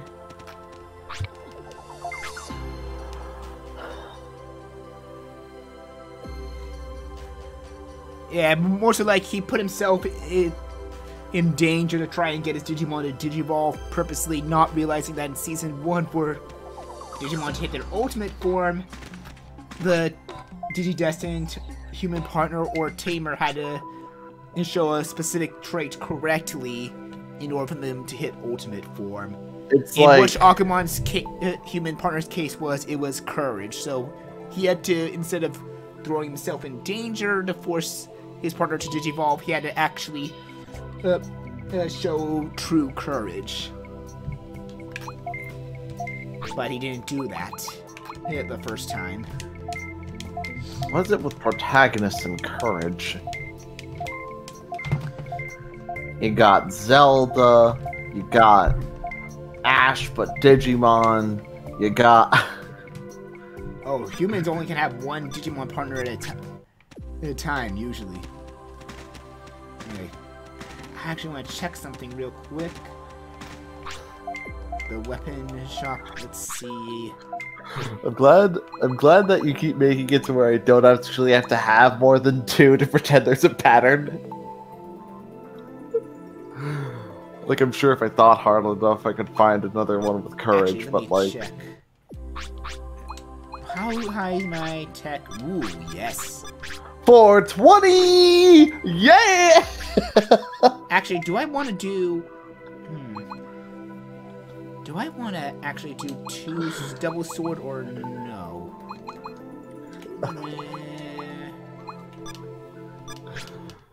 Whoa, wait. Okay, Go back to your potential equipments. There was something interesting there. Why? So we had one of the funny numbers.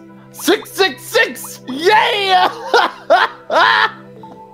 It was up.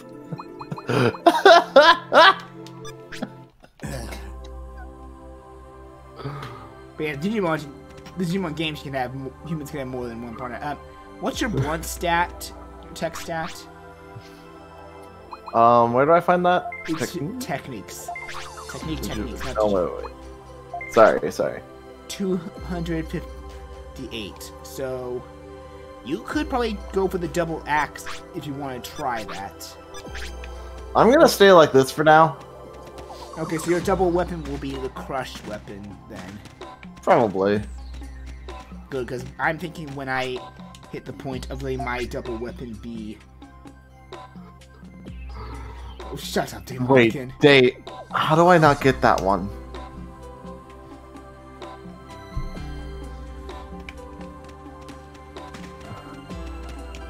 I feel so dumb now. Either way, I'm disappointed that you had all the funny numbers.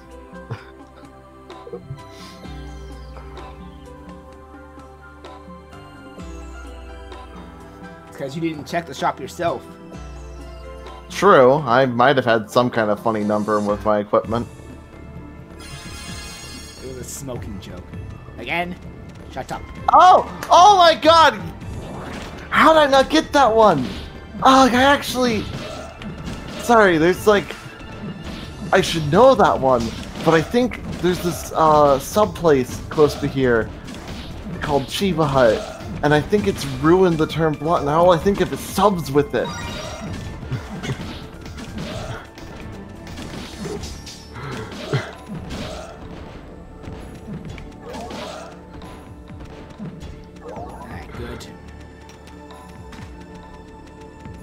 Oh my god, that's even better! We're having a grand old time. Yeah, I think I will go with letting my stab weapon when I Digivolve be two-handed instead of all sword being single-handed.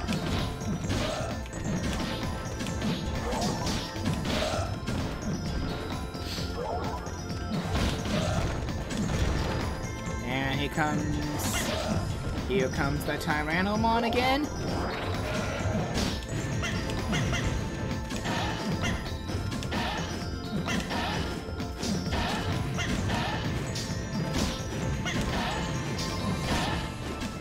Well, this is a good way to fight them. We did it. Just take one side. I'm sorry, I'm not close enough. I'm trying to hit his tail, but I'm not.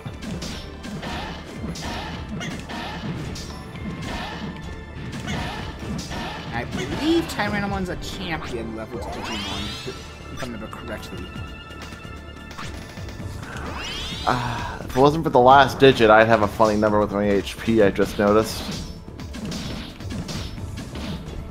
Maybe if I can get hit for just 3 damage somehow. Yeah, up here. Oh, there we go. Yeah, boys. We're in. I was trying to get hit. Yeah, I'm aware that you may have to block it twice for Tyrannomon. I was just trying to rely on him to combo hit. I was, yeah. We had a combo going by the end of it there. You want to get up here where you can fight them easier? Yeah, I keep forgetting that. I had the number that I lost as my hubris, if you will. At least you know how to use hubris correctly, not like Chugga. I'm not actually sure if I did there, though. I mean, like... I don't know. I need to double check now. Luckily, I know an English major. And who would that English major be? My brother. He loves to correct people. Oh. I mean... I was just saying, I'm an English creative writing major. Yeah, he's not even a creative writing major. He's just like the... Like, he took, what's it called? Well, I guess major's the wrong term right now. I think it'll be bachelor's in English creative writing because I did graduate. Ooh, also, oh no, poison. Yeah, poison's in this game. I would get out of there.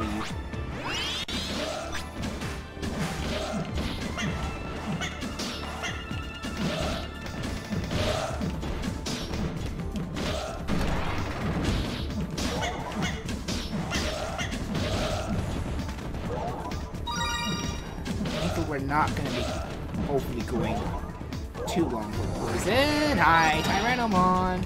Oh, crap.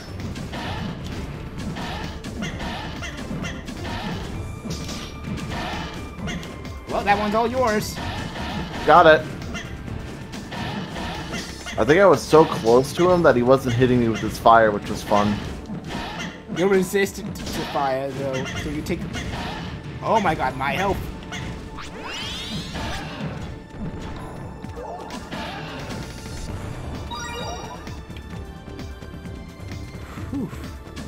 Does poison at least not kill in this game, or is it?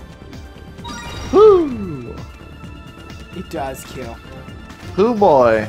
Is this already the second dungeon, or is this just a nice little? It's not the second. Oh, we're not in the second dungeon yet. That's the set piece. Okay, sorry. It looks like such a place, you know. Oh, come on, they wouldn't give us the final area dungeon that easily. Oh, there's only 2 in this area? Okay, yeah, that makes sense now. I forgot about that already. Technically, if you don't want to count the place Leomon was in, there was only 2 in the first area, but I still count the fortress as a dungeon. It's just a dungeon you can revisit but not refight the boss in. Okay.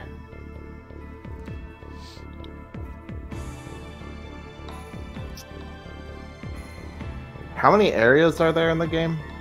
Total? 4. Okay. Whoa, what is that? Our new Kennymon. A spider Digimon that can be pretty nasty as she can bind you in place with her webbing. Thankfully, there's only one real place you can fight her. Here? Not in this part of the area, yes, but only in a specific arena. Okay, that's good. So she's like a pseudo boss? She's a very rare enemy, so I wouldn't say a pseudo boss. Also, I don't know where it could be, but it is actually possible to encounter Skull Greymon. Apparently, it could be wrong, but the guidebook says you could like encounter Skull Greymon as a normal area enemy within this area. Not this area specifically. I just know somewhere in dry land you can encounter Skull Greymon as a normal enemy. Rip. It's basically just like fighting Blossomon again, though. So it's probably just only one of him.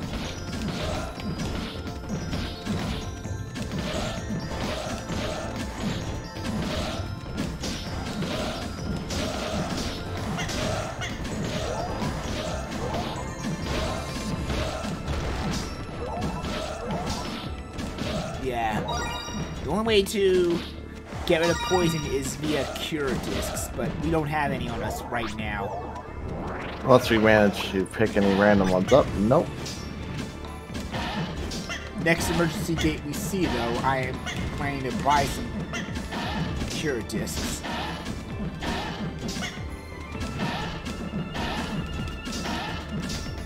Man, this team up thing is working out pretty well.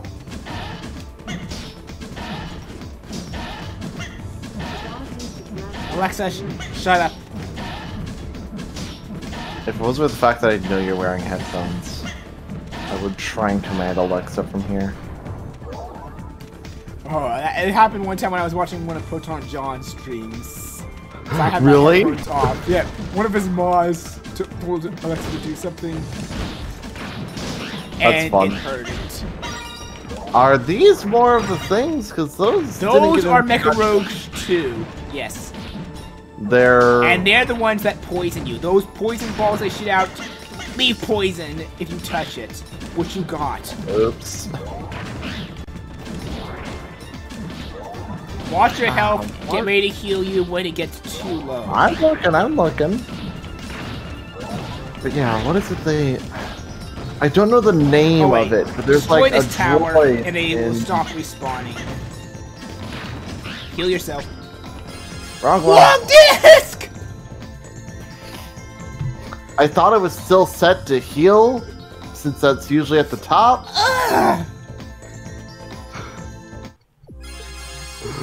Well, we're gonna fight all those enemies again.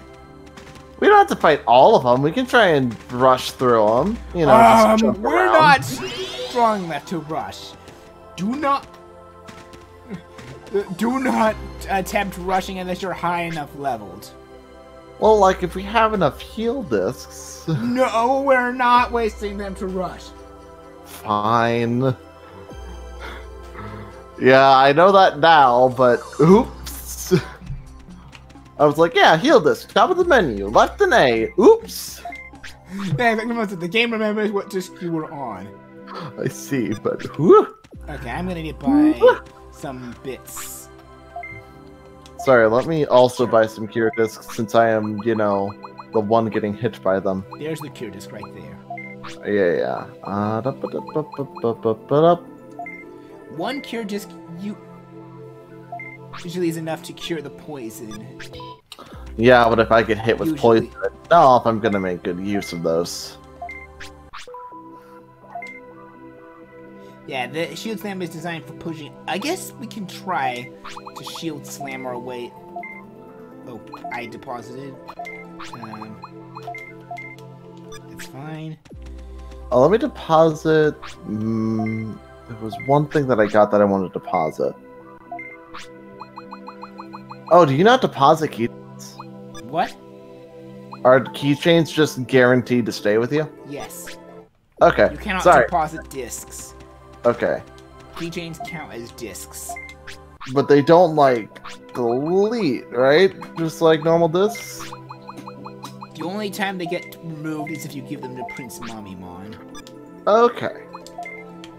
We should be pooling those to one of us, but I grabbed one and I don't want to lose it. You can't give them. If you're talking about that key we got from Skull Grimmon, no, that's actually... No, the keychain. There was one that was lying on the ground while we were fighting those Mummymon. Oh, you picked up one. Yeah. Well, that one's on you forever. Okay. I should have just told you I saw it then so you could grab it, but I don't know. It's still fine. Well, I guess then, if we're gonna try and rush you, we're gonna have to practice the shield slam. It's just B in the direction you're facing, right? And double tap the direction you're facing. Okay. Good thing you reminded me before we were there. You I hold would B and then you hold B and double tap the direction you're facing. Okay. Let's try this. It took me a while to learn how to do because I think a guide I read said double tap a direction and press B at the same time, so they misworded it. That made me be like, wait, why is this not working?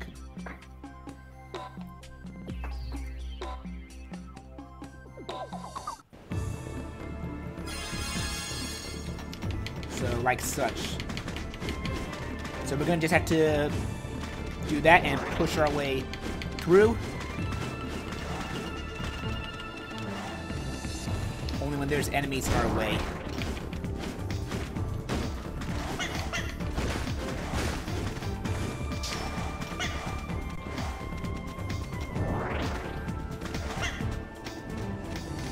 I'm gonna get a charge attack to break through.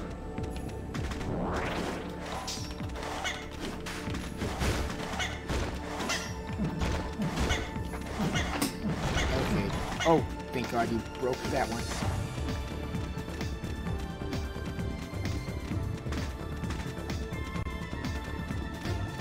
And thank God when the too many spawn, it stops spawning in new ones. So we cheesed it. Yeah! Sort of cheat. I mean, we got to this area way quicker we're doing it at least.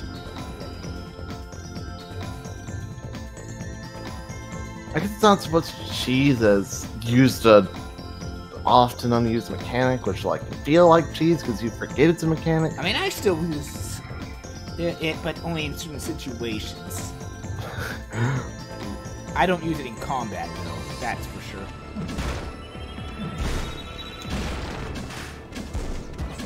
Okay, this is close enough to where we were to where we should just fight normal. Or not, if you want to keep going. If you want to assist in fighting normal. I don't know. I feel like we shouldn't skip too much of it, since we're at least at the room we were before, instead of having to go like through that same area. At least I destroyed the tower that those Scorpion Mecharobe 2s spawn from. Yeah. That glowing purple tower. By the way, that's another good way to grind certain techniques. Oh, so that time that I was being cornered, if it wasn't for the fact that I was cornered because I was lagging, that would have been useful. Yep. According to Days, like, you know, pushing through. Yeah. Yeah, okay. That's certainly going to be good to keep in mind. Maybe we should try and push through these ones just so we don't have to deal with the big uns. Anyway, I know what we do. The big guys spawn after these guys are dead, remember? Yeah, I know. So if we just push through them, or just leave one alive, we don't have to fight the big uns. Okay. Somebody's upset. That sounded passive at minimum. I don't know what you're talking about.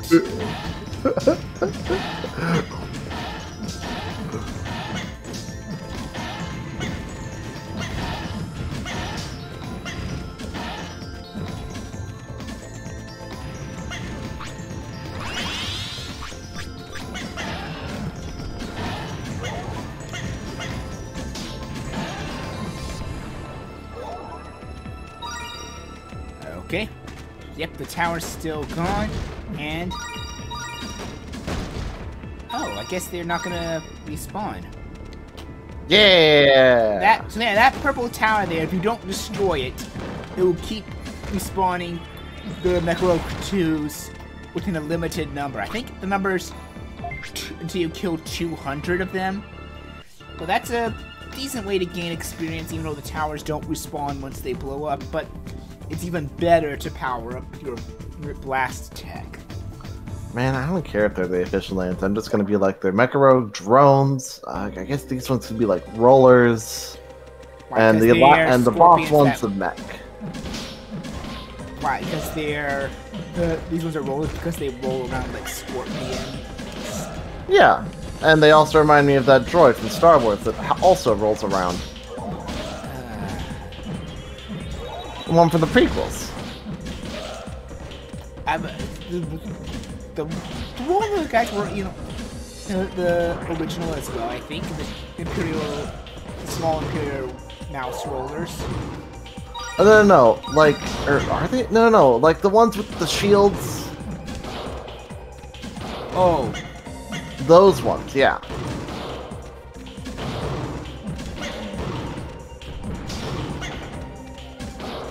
I keep forgetting what those droids are called. I do too. All I know is that they're. I oh barely wait, you remember. just put that other one unguarded, and Yep, he powered got up. the drink. Well, magic time. Yeah. Oh, Droid Decals. Oh, wait. Thank you, Demonican. Thank you. Well, yeah, I'm kind of upset about mainly the Star Wars community because they won't. They're unpleasable.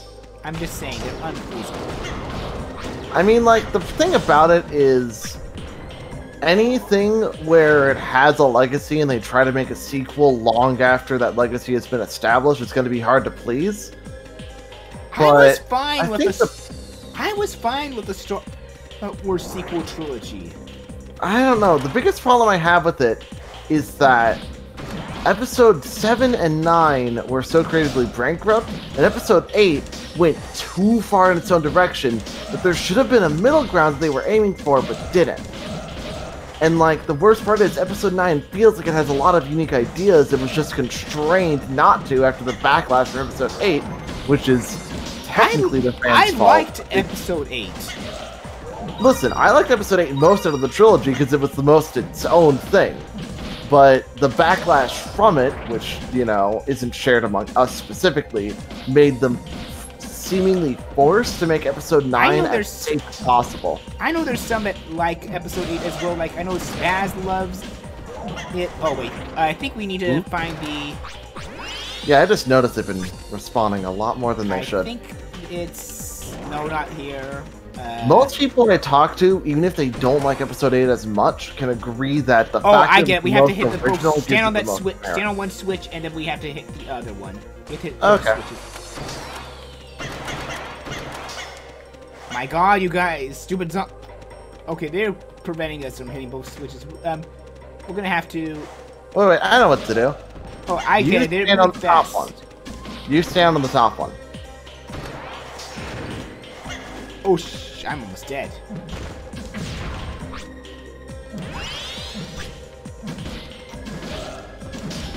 But yeah, most people I talk to can at least agree that Episode 8, even if it's like not their favorite of the sequel trilogy, deserves more merit for being the most original, even if that originality comes as off-putting to them. And I will say I liked Episode 9 better than 7, but that's because I understood 7 had to take risks, had to be played safe at first after losing fan trust with the prequel trilogy.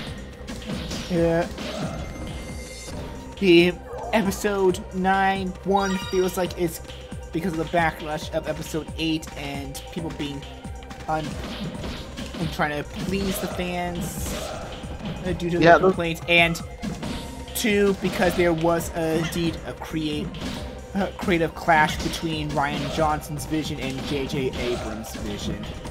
Honestly, even if Episode 7, 8, and 9 were all played as safe as possible, I would have been more okay with it, because at least then it would have been consistent. The creative clash between those two directors outweighs any problems the fans made for them.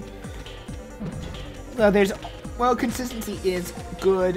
There's also, as the previous trilogy's shown, as I will continue to say, the problem that consistency can have if the director or writer, in this case George Lucas, is allowed too much freedom to. Yeah, I feel like the good middle ground is to have some kind of outline for sure. Like, that's what made the original so good that people are forgetting about. George Lucas had help. Yeah, no, yeah, and the prequels, they at least had an outline where even if they wouldn't have used George Lucas's script, they probably would have kept its overall plot, which... It would have had not the politics stuff or all the stuff that bad lines that George Lucas got away with. I'm sorry for people that don't want to hear this, but I'm just sick of the overall toxicity within many communities right now, especially Star Wars right now. Dude, you want to know the worst one of it? Sonic is at constant war. Because it's like, oh no, I like adventure. I like classic. Okay. No, you can't like both those things. What? Dude, many fandoms This is why I say like you can be a fan of something without being in the fandom. I think the only fandom I'm willing to, like, say I'm okay with being a part of this is Animal Crossing, because as much as a lot of the dumb Nintendo Animal Crossing fans get crazy about it, you know, the ones that beg for it at every direct, like the people that are like, I'm just gonna draw cute fan art of my villagers hanging out.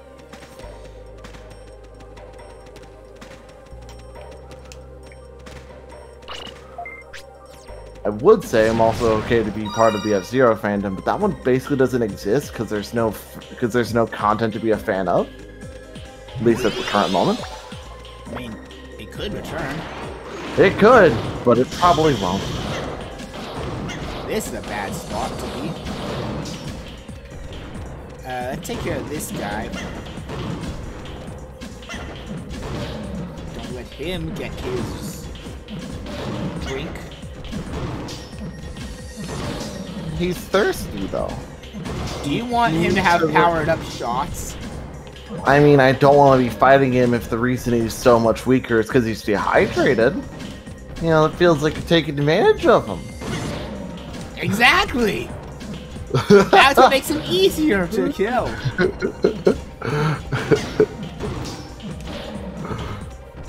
If it wasn't for the fact that his water was riddled with steroids, I would let him drink it.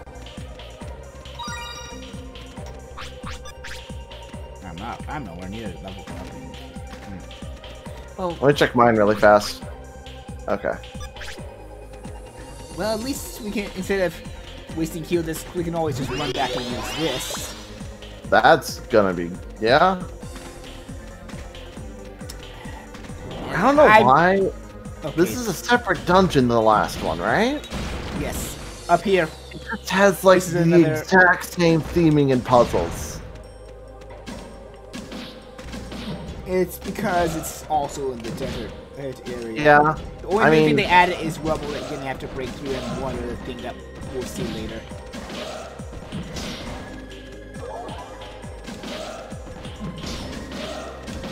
You know what, Dominican? I know. I just mispronounced it, and I had to, like, assess. Anyway, you make a very good point. If he were cursed, then we'd be on equal footing with having the water, but screw it, man. Oh, good. Well, there's 4 of them. Let's just stand by the waters respectively and make sure they can't get to it. I mean... okay, wait. Ooh, debuff them, debuff them, debuff them. They're all in a cluster. Okay. Got this. No. Get out of there, you're gonna get killed.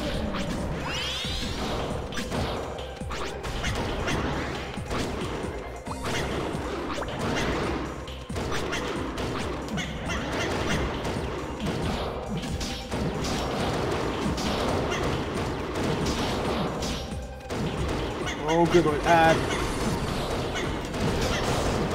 Push yourself out of there.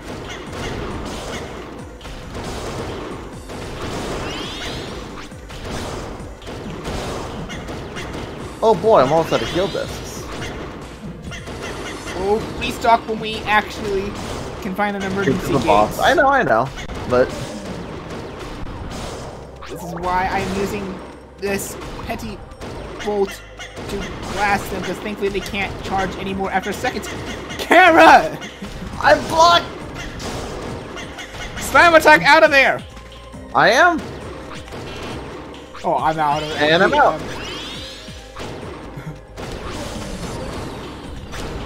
Okay, we got one of them. We got... that was the second one dead, so there's only 2 left. 1 left.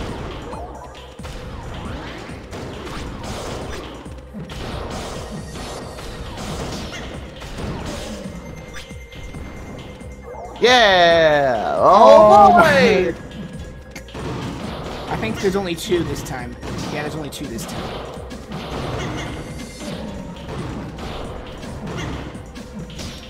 God, thinking about just like pushing ourselves through an entire dungeon, I wonder what speedruns of this game, if any, exist, look like.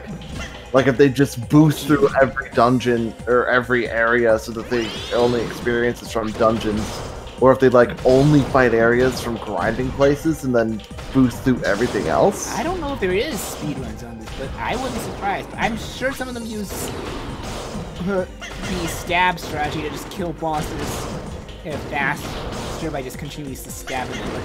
But final boss, I think for them is rough because a lot of people seemingly hate the final form of the final boss. I'm gonna be blunt. I think that's the easiest form of the final boss. We'll get to it when we get to it, but it's possible that like the problem with the final boss, especially for like what would be especially for speedrunners, is that it's a giant wall of stats. I know the problem with the final boss for some people that speed through the game. It deals a ton of damage, but that's the main gimmick behind it, period. It just deals a ton of damage. So it's just a giant hunk of stats, just a nice, big, meaty hunk of stats. More so, I guess the best way to say it is it's like a tank ramming into you or something.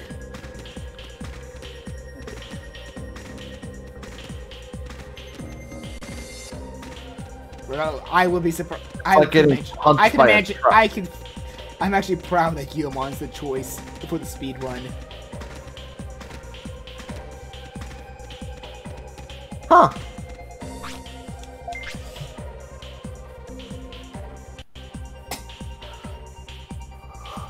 I'm gonna have to... I would watch those later, but I don't want to spoil myself since I've been playing through this blind. I'll definitely have to keep one on my watch later for after we get through this, though. Since I imagine they just go through the main story and encounter a new Digimon soon. Say hello to Pharaohmon! I like the gimmick that he uses the thing as a shield. And he teleports. The door. Don't like that gimmick quite as much.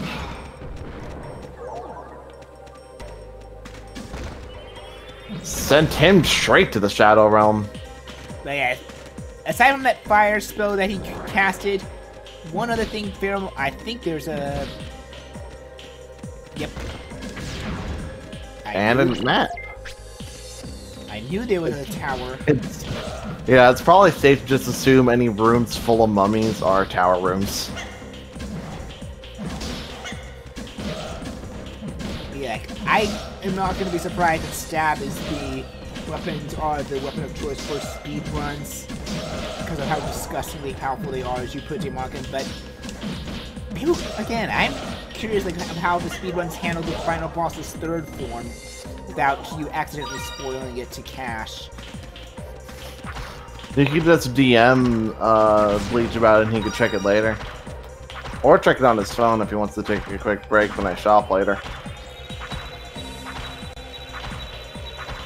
Wait, what? They only do half of they just skip. Yeah, there's probably some kind of skip they found or something. That's fun.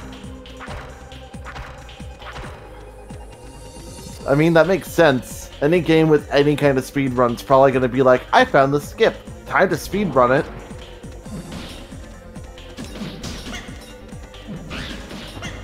And that's why the original Mario 64 is so popular of a speedrun. Who boy, so like, I have gotten to the point, or more so, my brother's gotten to the point, he can do the first stair, everyone can do the second set, like the last set of stairs, but the second door, like the one in the basement area, that, no, 0-star speedruns. Yeah.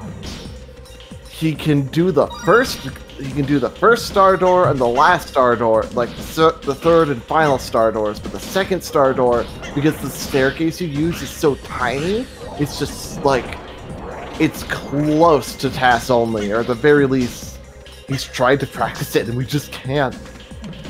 But I would say watch Summoning Salt's video on it to actually show you some you learned. We've seen tutorials for it. Like, we've looked stuff up before it. We wouldn't just try to do it just based on watching them. We would look up a tutorial, and we just can't... The input's really hard, especially because, like, I think we were using the Virtual Console version, so he was using a GameCube controller? I think this is just a regular room for these guys.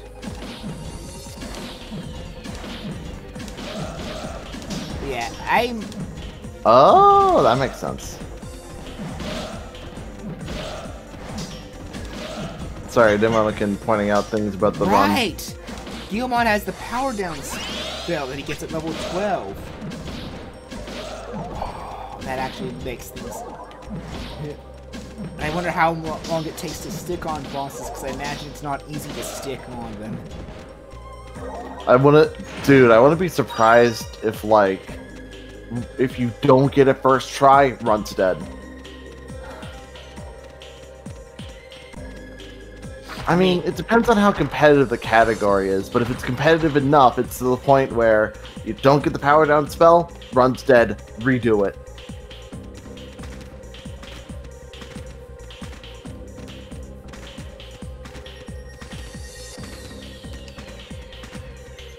This looks like a boss setup. Nope. Okay. Oh. What? Oh, I get it now. It's time switches that would deactivate. Okay. And now, for some reason, they give his introduction here. It's like they forgot they placed him in the other room. Yeah. Yeah. One thing I'm going to say about Pheromon is don't let him linger too long, because he can actually summon Mummymon. He can summon Mummymons to do his bidding. Well, I place him face down and end my turn.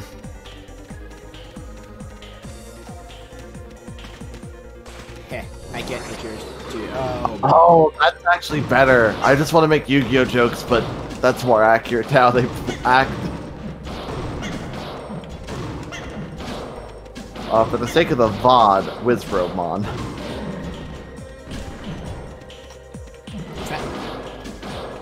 I feel that's almost an actual Digimon for some reason, but then again, I haven't kept up with a lot of new Digimons. And they haven't even done a proper for Season 7 of the Digimon anime, because Season 6 apparently was such a big flop. Oh jeez.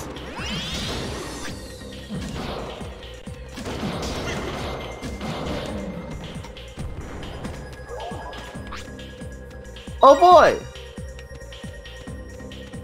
I'm out of the healing dip. Can we head back to use that heal circle, or is that door's locked? Oh boy. Oh boy! Wait, what's this room up here? Is this a bonus room? You go in first. It's a map. But if there's a healing thing in here... Just nope. Yeah, there's... Wizardmon was one of my favorites supporting cast characters in Season 1. I really liked Wizardmon.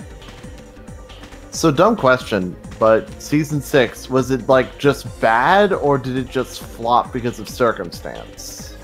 It was bad, because the best way a reviewer of the anime put it was that it was a show about kids. Digimon has always been a show about kids growing up, while still having adult, more mature, but not too mature themes. Digimon Fusion, as it's known in English for Season 6, is unapologetically a show made for kids. That's disappointing.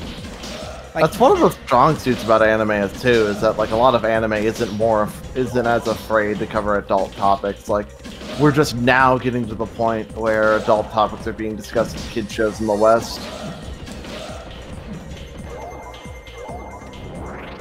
Or not just now, but like it's just now becoming a trend, so to say. Because like Avatar was important, but it wasn't as much of a trendsetter as it should have been.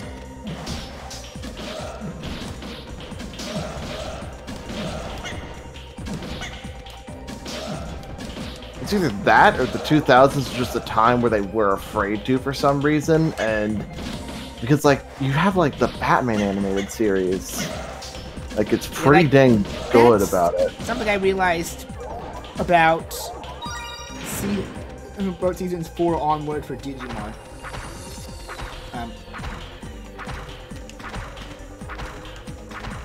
Sorry, we had to focus there. Anyway, 4 okay, onward. I see. Hold on. First, I see a tower room. Definitely, this is a tower room. Sorry, I'm trying to not get hit. Fair. Though you might be close to leveling up. I know I am. If you could survive that long, you can get a level up. I'm right behind you, buddy. Yeah, Season 4, I originally hated Season 4 because it was like the humans actually turned into Digimon instead of them having partners. Basically almost like Power Ranger, Kamen Rider-esque anime made. Well, then I realized like that was the wrong reason to hate it.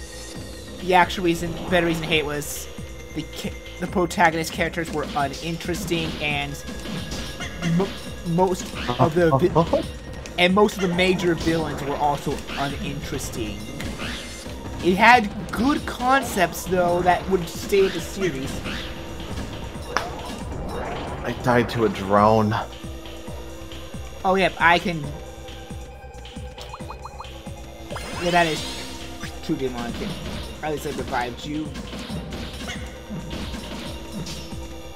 Coming to the rescue. Thank you.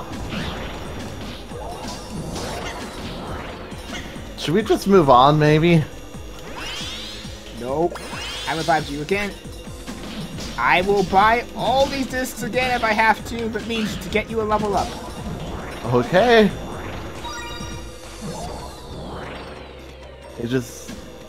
I feel like we can maybe move on and attempt to find a healing pad, it's my point. Well, I think we can find one if we drop it down, but... It's like, are these drones infinite?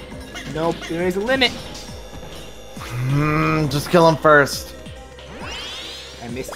Got you. Okay. Jeez.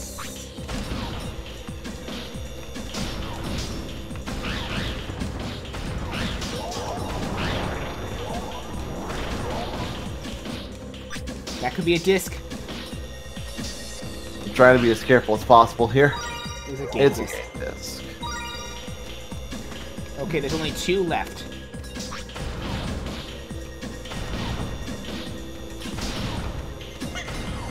That is true, Martha. I can get that once we get back to the base and at the Digilab. Which means we can actually do the side quest dungeon soon. I'm just hoping we're at an appropriate level enough to do it. Oh, hi,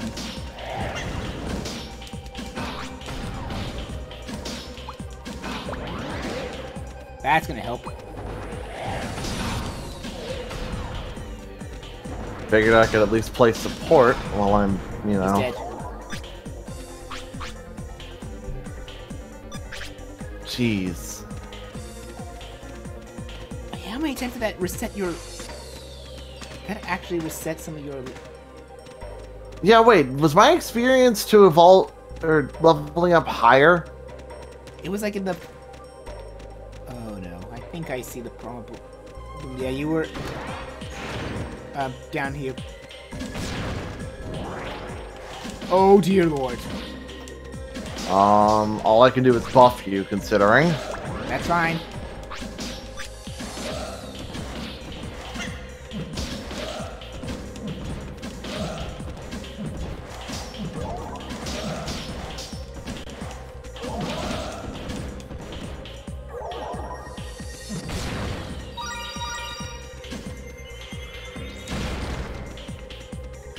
Okay, that door's locked. Can't. So I think we missed our chance for there, and I can't find another emergency Sorry. gate. That's fine. I'm trying to see if I can find a path for us that would...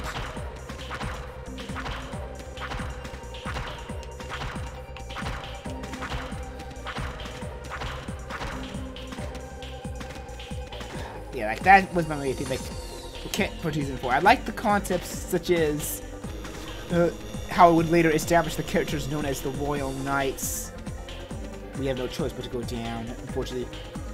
And the introduction of probably one of the more interesting evil Digimons I've seen, Lucimon.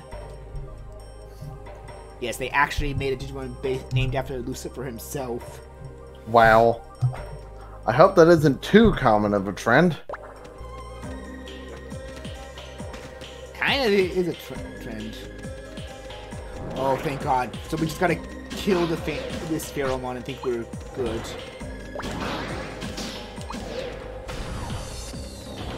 Ow! I walked into that one. I am out of MP. Well, good news. Sure. You can buy more discs. Which I'm gonna use that healing machine and buy more discs.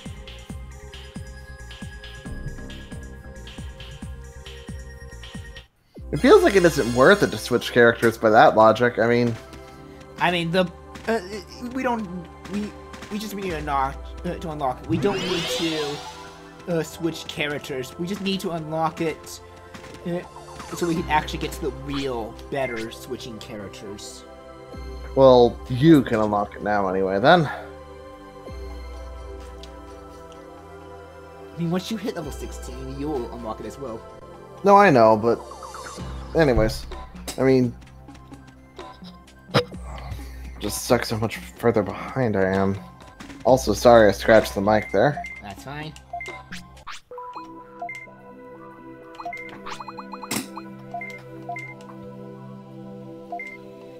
I have any items to sell? I'm keeping that. Oh wait, why did I take the rapier? I'm a dummy. Oh, a dummy there. I don't need to take the rapier yet.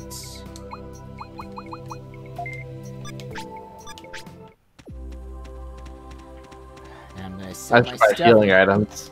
Oh wait, I should get my bits out, and then... I'll let you. I'm just gonna sell this stuff.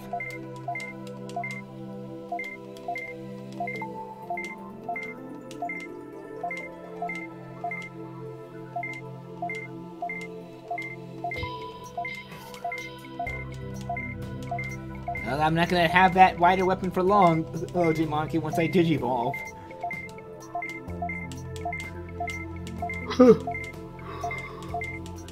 Let's see here.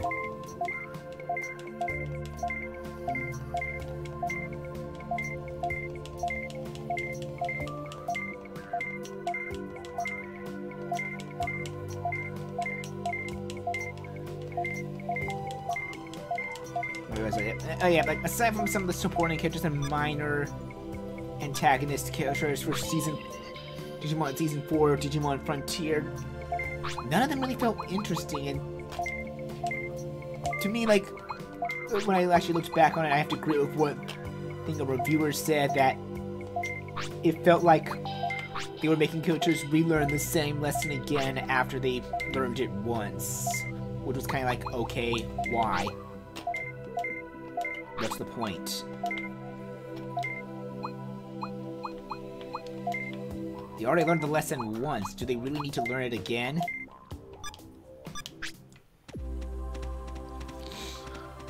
I love when characters repeat character arcs. That's my favorite part of Pokemon.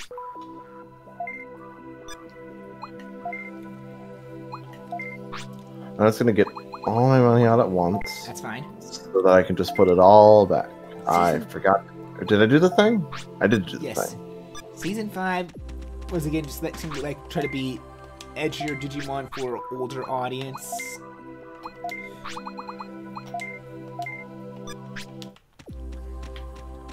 And Season 6, I've never seen out of all of them, but I've heard.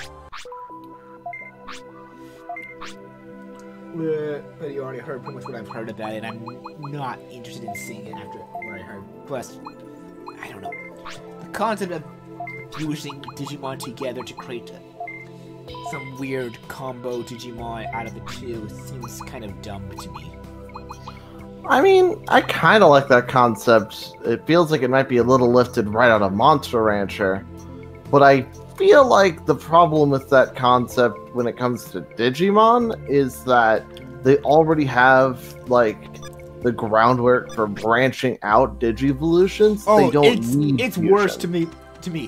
They've already had a concept like that invented before Digimon Fusion became a thing. It was called DNA Digivolving, when two Digimon actually combined together to form a new, stronger Digimon that was a combination of two different ones. So instead of like using a weird combo, it just created an entirely new Digimon that was better than the two on their own. Yeah, that's how most fusions should work. Unless you're like specifically talking game mechanics where the idea is they fuse and then you get a different one that's similar to both. But that's like when you're talking about game mechanics. When you're talking about a show, the fusion should be more unique because you aren't that limited. I mean, that's why, while the English Digimon movie kind of ruined 3 Digimon movies already because by trying to mash them together into one. Wait, what? Oh yeah, the English Digimon movie mashes 3 separate Digimon movies from Japan into one, cutting out different scenes. And with this, I get the Digivolve technique for Guilmon, which means I can turn into Guilmon. That thus opens up the side quests that we need. Oh. Still, though, that's hilarious to me that they did that, because, like, did they just not want to localize all 3 movies, or did they just not care about the plot from them? They tried to convey it as one connected story, but really, the first Digimon movie, the actual first one in Japan, is more like a prequel before Digimon Season 1, and was just more like actually shown as a promotional thing before Digimon became a thing. The second actual movie is actually really good, and the third one is supposed to have an entirely different plot than the second movie, but because the English one combined them, it tried to connect it as one shared plot. Did they ever go back and relocalize them? Nope, but they did localize the other movies after the third one, and thankfully they did not make them connect. They kept them true to their original work. That reminds me of, like... Oh, actually, no, they did not... My bad, they did not localize the Digimon movie of Season 5, but that's because they just stopped, period. Okay, I think this is an infinite room as well. Yep. Hidden wall here. Oh, hi. Or not. Maybe this is not an infinite room, but it was a hidden wall with a Pharaohmon. That reminds me of how, like, Disney will make pilots for shows based off their movies, and then when the pilot fails, they'll get a direct-to-DVD thing by trying to string the plots together. Like with, I think... Oh my god. I think it's, like, Atlantis? Atlantis had a sequel? Yes, Milo's Return. It was supposed and it was supposed to be a series, but because the series got canned, they forced them to do ungodly things to each other until they became a direct-to-DVD movie. I wonder if... Were the Digimon movies OVAs, or were they full-on movies? I think they were kind of considered OVAs. That's probably why the dubbing company did it. So that they could be like, hey, we have a movie too! Pokemon has a movie, we have a movie, see? These aren't just OVAs, which are a thing America literally doesn't understand.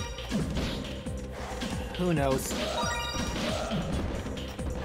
Like, I still kind of like the Digimon movie still, but I do want to see at least the original plot of at least the second Digimon movie. I mean, I'd be willing to watch it subbed, even as the kid in the back of the class that gets shunned for watching most anime dubs. I'd be willing to watch it subbed, if only because when they mess with it too far, it's not even worth. By the way, these guys. Oh wait, these are the poison guys. Yeah, no, these aren't rollers. By the way, you're being pulled down. Don't go down all the way. There's a sinkhole there that if you go into, you will die instantly. Makes sense. I was wondering if there might be a hidden path because I'm used to games where they want you to, you know, get a little suicidal to find hidden paths. Sonic 3, I'm looking at you. You might want to heal as well because you're getting pulled down. Oh my god! Oh my god! If you need to get to solid ground, we can. I got it. Now you heal. Yeah, I see that. I was trying to not let you get pulled down. I mean, you don't die instantly if you touch that one, but you only die instantly if you go into the center of the ground one. But it's gonna be hard to fight the current if one of us gets pulled down there. It falls down there. I mean, here's the thing. Are they just respawning infinitely, or am I No, blind? there's a limited number. They do respawn, but there's a limited number. This is one of those rooms that has more than... has a lot of them, but a bunch of them in a set amount. But they can't spawn them all in at once without breaking the game. So they spawn them in one at a time after one dies.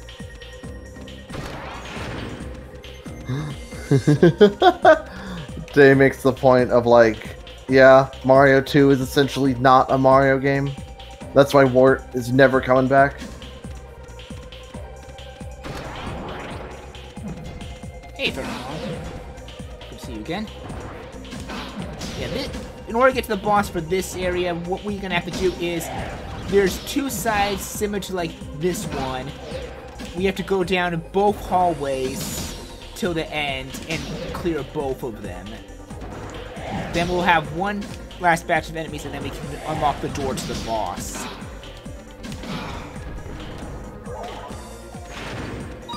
This is a very strange final room before the end of this dungeon, but as there's a lot of backtracking and of course there's these guys.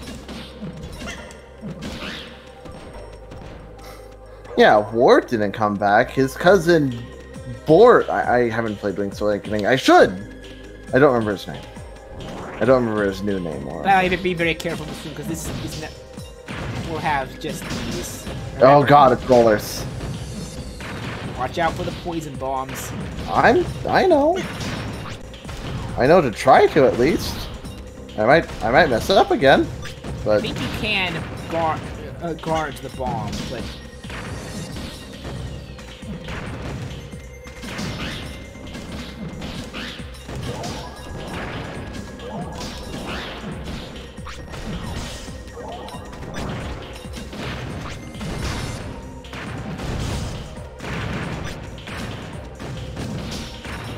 You're level 15 now. Yeah.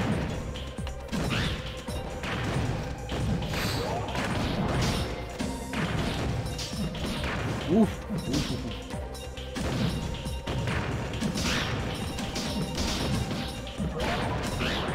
I mean, technically you can do one other side, up to 3 side quests currently.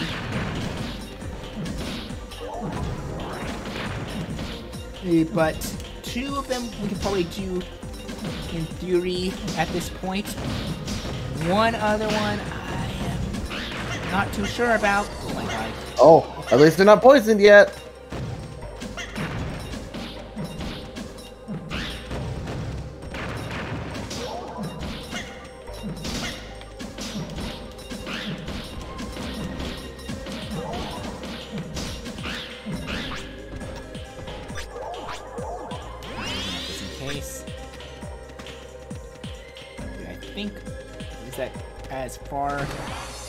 As far down as we can go with this one. We can't continue on until we finish the other side, which means we're gonna have to walk all the way back to the beginning.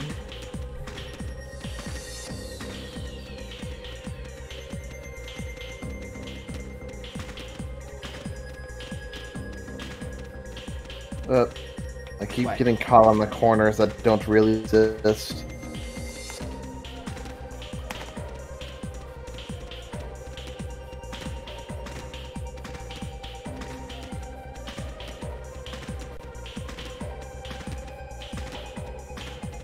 Nope, not that moonlight. It's right here.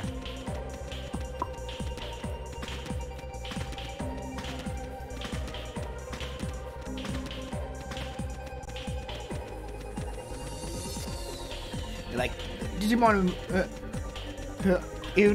despite its flaws, the English Digimon movie was, oh hi, you're here. The second Digimon movie and the Digimon movie in English as a whole was what introduced DNA Digivolving to us by combining two famous Mega-level Digimon, War Greymon and Metric Rumon 2, what became one of the coolest looking Digimon in existence, Omnimon, or as he's known in his Japanese name, Omegamon.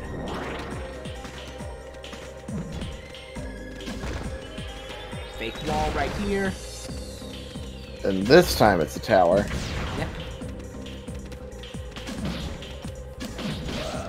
They're gonna play that trick on us sometimes now, that there's gonna be some fake walls hiding stuff. I love Dark Souls. I need to get back to playing that, honestly, but again, Light Town! I just suck at Dark Souls, but I know a lot of the stupid in-jokes because my brother plays Dark Souls, and I'm just like, wow! Everybody loves pretending there's fake walls everywhere. Like, just, you know, leaving the mark, being like, hey, there's a fake wall here. And then there isn't. I mean, it's still a good game. Yeah, no, I know. That's the community just being jerks. But it's funny to me.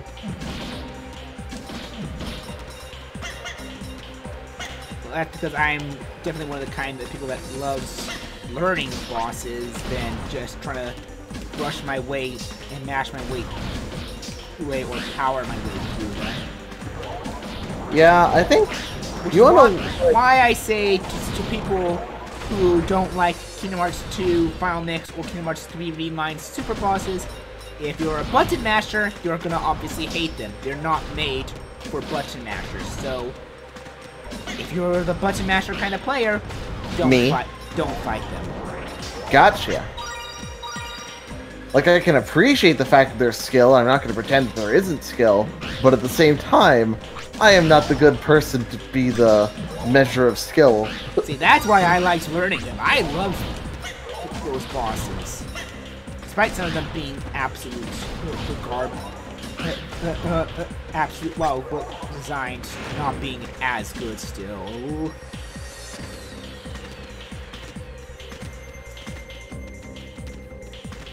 That's also why I'm one that continues to say difficulty is subjective, and I don't like the excuse of people saying I don't like this boss because it's hard.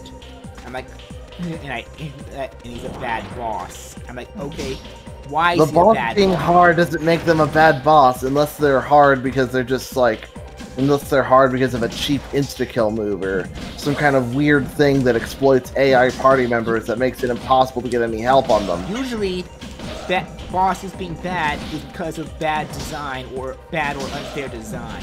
Yeah, but if a boss is just hard, like if your reason for saying the boss is bad is because it's hard, I at least want you to elaborate, because like it could be like, oh man, yeah, this boss is so hard because he does this thing where, and it's like, oh, that thing he does is kind of bullshit. I understand now. But, you know, saying it's hard to sum it up for conversation is a little understandable. Like, I'm trying to think of a really good example of that. Oh, right. There's like this. What? No, you go. HP. Oh, heal. Right. I was so caught off guard by just talking about stupid things. Anyways, but yeah, like I think it was Bravely Default. One of the asterisk holders has a gimmick that's just bullshit. Because, like, the class itself specializes in debuffs, and so, in order to make that class useful, the boss has a gimmick where they have a bunch of... Oh, crap. party members. I'm dead, by the way. I see ya. I see ya. I'm getting out my my. Oh, there they are. I got cornered by the camera. I'm sorry. That's fine. I knew there was gonna be a part I died, and I knew it was gonna probably be this or the next area.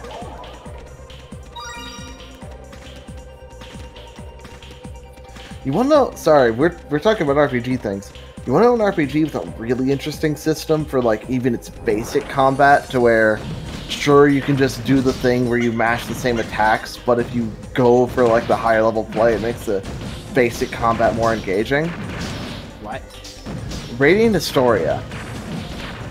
It like combines the party system and general encounter-based thing of, you know, normal RPG, of typical JRPGs, but the way that its combat and interactions are, it makes it feel like they took a lot of cues from tactic RPGs. To where, like, you know, movement and positioning are heavily rewarded, and making sure you know what part your enemy is in before you go in is important to making a strategy for each encounter. And I really find it fun. Yeah. I'm also gonna say, like, while giving explanation of why a boss is bad, other than just saying it's hard, is good, it's also good to, like, know, is it actually fair? Because sometimes if you're gonna say, like, their attacks are so fast, that's why it's bad, and like, okay, but can you read the pattern, and can you, even if it's very fast, does it give you enough time to react to it? That's like the case with like Lingering Will in Kingdom Hearts 2 Final Mix. Yes, the attacks really hit really hard. Yes, he is really fast. But if they're telegraphed, then yes, that means they're telegraphed, and you can react. There's plenty of time to react to them if you pay attention. Sorry, now that you mentioned telegraphing, now I remember what boss it is that's, you know, a lot of people say it's just hard, but the moment you look at it, you realize that they're saying it's hard because it doesn't look like it should be. In Super Meat Boy, the boss of Hell is horrible at telegraphing any of their attacks. Anyway. By the way, it's just so you heal yourself. Just once. Yeah. I thought I would loop. Anyway, wait, are you talking about Radiant Historia? Once again, Mona chose a random game, a random semi-obscure game I happened to mention. This is the worst area to fight these guys. Oh boy, maybe we should focus on using spells on them, so we can keep our distance. I mean, if you want, but thankfully, there's a golden heal circle right after these guys. You're out of MP, by the way. I noticed, but at least you have MP. Meaning you can take advantage of distance, and I'll just have to die. If you have MP discs, you can also recharge your MP. Right. Oh no. Or we can just do wrong one. This and lure them into the hallway. I did that on accident, but I'm gonna pretend I did it on purpose. Hey, level up.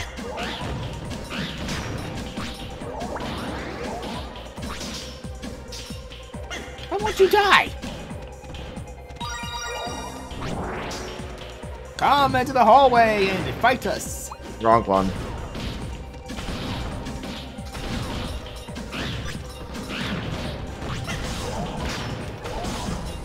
See, I'm not too concerned about my MP, honestly, because we might be getting Digivolution soon.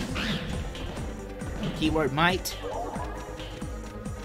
What does that have to do with not being concerned about your MP?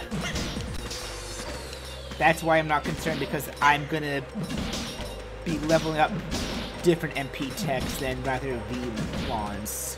Oh, I get what you mean.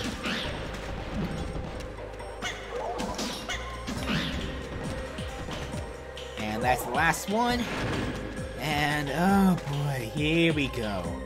We're gonna definitely need this one. I don't know if this is gonna help with a shot. I might switch to sword personally, but you should probably keep the gun out. Wrong one. Video. There we go. It's like saying like Lingering Will which is unfair to me, is like not really justice when there's other bosses in Kingdom Hearts games that are actually bullshit unfair. Looking at you, mysterious figure from Birth by Sleep. But yeah, make though one of the toughest bosses in the game, Scorpion, because of that lightning attack. You're gonna have to try and predict when it would strike and time your guard. Well, if there's any benefit to it, the lightning never strikes the same place twice. So long as we dodge it and then go back. It targets your location when he completes the spell casting. No, I know. It'd be, it'd be kind of neat. It'd be kind of neat if a boss like the lightning. First off, I'm actually thankful he's so far attacking me with that because I have the highest bolt resistance. True, but it'd be neat now if like a boss with a lightning gimmick specifically made sure not to target like the same square during the entire match. And then maybe if it like ran out of places to attack, it would reset, but still. Yeah, definitely keep your hand ready on the block button if you see him finishing casting that bolt spell. Like there. Okay, once again he's only attacking me. I mean, you're the higher level, so maybe that's affecting it. I don't think so. But also stay away from that fire factor. But you have the higher fire resistance, so it shouldn't be too much of a concern. But still, best not risk it. So far, we fought like all of these with guns except for the area. The area bosses. Yeah. Yeah, that kind of is a thing, but most of the bosses can be handled fine with the guns. There we go. I really don't like this boss personally. I mean, I like its design. It's nice having a nice little scorpion buddy.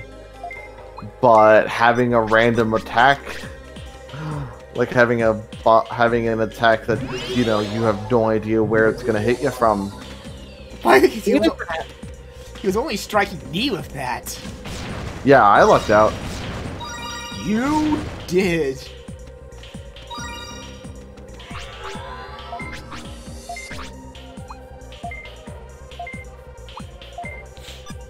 I do know there is at least that the Area 4 dungeon bosses' guns don't work as easily with them. And there's one boss in an Area 3 dungeon that the gun will not be good for them, period. Huh.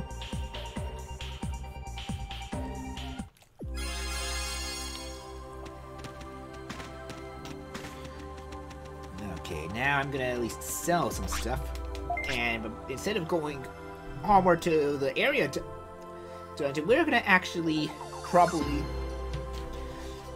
do some side quests and then end things off. Some side quests? Oh boy. At least one or two. Two. I'm thinking of doing. Actually, I definitely want to do two.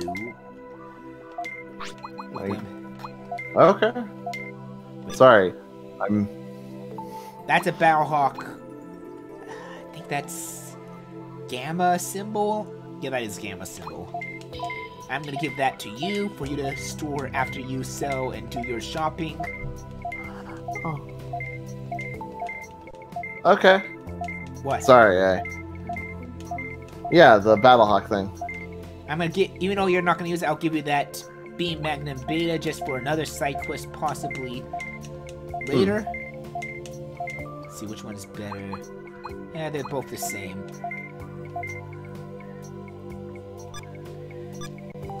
And let's refresh on that. Good. Alright, gonna do your shopping? Yep.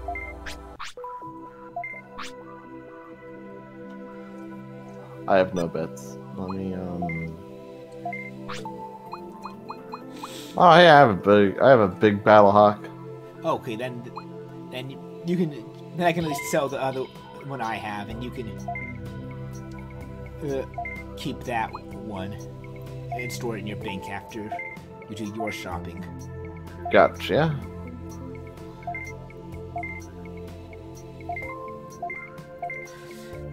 So while I'm gonna probably grind our Digimon off screen so we can get the Digivolutions, that we need. I thankfully don't remember the...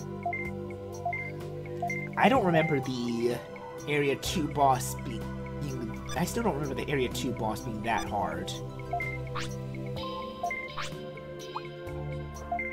If anything, I think he's the easiest of the...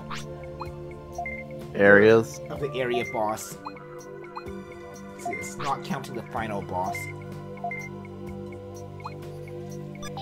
Because I only think the final form of the final boss is the easiest form. The final form of him, I meant. Hmm.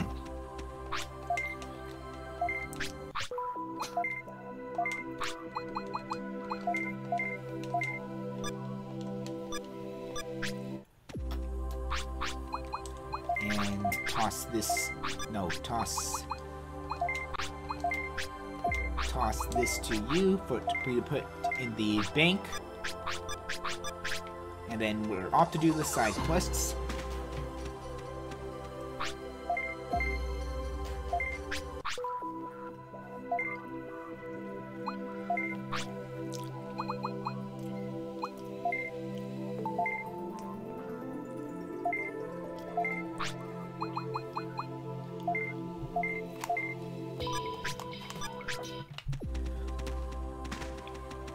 I'm just going to deposit my bits as well. Cool, cool.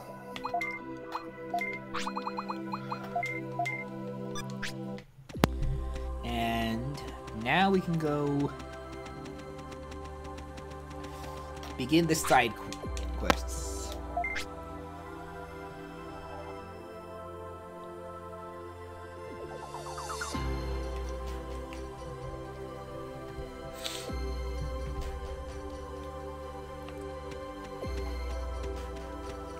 So up here we have some of the Digi-Elves that we rescued.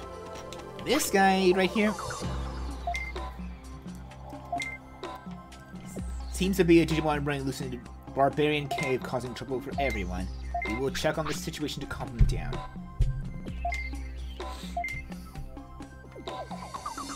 Zip.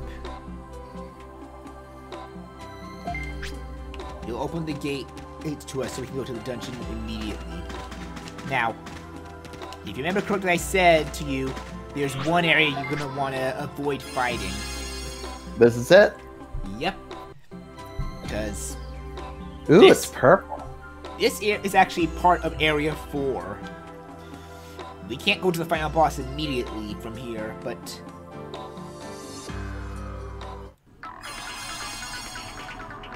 we're gonna have to run, I think, this way. Oh boy. Wrong way. Wrong! No, Infamon have spawned. Ooh, dogs. No, that's not Infamon. Those dog rhino things are actually up here. Those dog rhino things are actually Mecha Rogue 3. The spider guys are Infamon.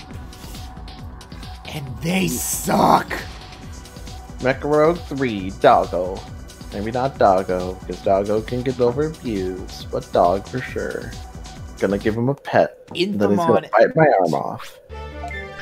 So yeah, this side quest dungeon we just need to go through as fast as we can. And what do you... Oh, we have to kill them. Yeah, we have to kill some of these enemies. We'll get the best reward if we can actually finish this dungeon in under 10 minutes. On hard and super hard difficulty, you actually need to finish this on exactly 10 minutes. Like, you need to time it? That's... You need to time the final hit on the boss when the countdown hits 10. Oh my god, could you imagine if he, like, auto-guards it right? That's the problem. He can actually do that or swipe you away with his trunk. By the way, the boss is Mammothmon. You mentioned. Yeah, I mentioned to you, but I'm mentioning the chat. Well, I figured we could have saved it for when we get to it. I'm not up for spoiling any... I'm okay with spoiling some of the cyclist ones because they're not new exclusive Digimon. Yeah, more unique also. As you were saying. Sorry, I keep kind of stealing your thunder. I should stop. And Is it? I didn't even try that on hard mode though, and I timed it right only for him to swat me away with his trunk. The timer went past 10, so I failed on getting the best reward.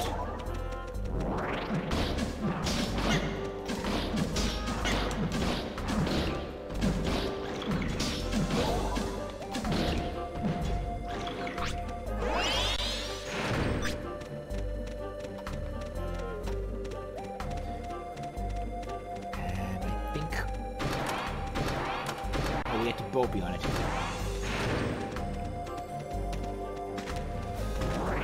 I mean, I think we'll be fine in Demonic, I think. We have 10 minutes? No, there's no time limit. It will go past 10. We have an infinite time limit, it's just how fast can we do it. So it's kind of like speedrun-esque.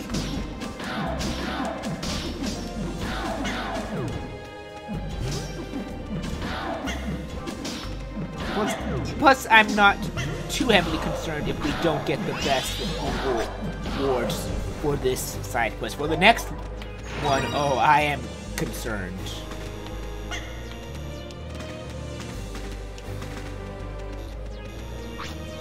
Because look, we're already almost done. We're on the second floor, which is where the boss will be once we get to him.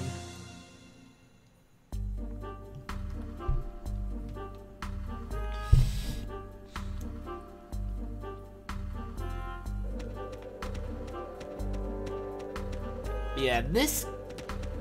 I don't remember which way to take. I think it's this one. Or it could just be either path.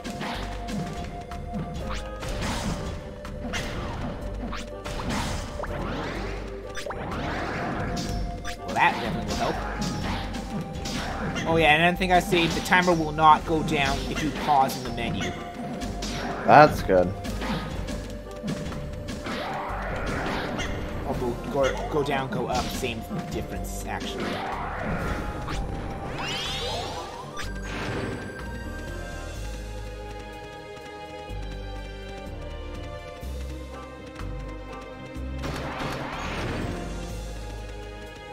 Oh, this one.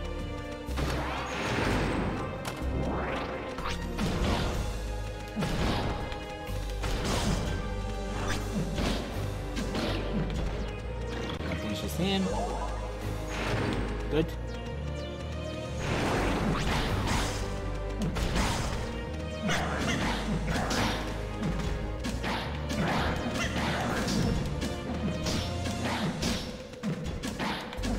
Ow. Ooh.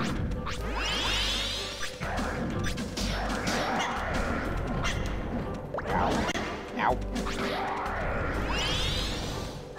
Crap. We're good still, don't worry.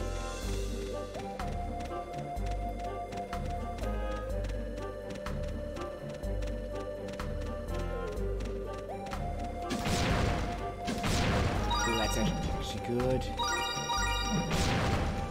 Who's this bozo? That's someone else trying to do this dungeon with us, but he's not going to help us. Like Look, I found these things for you.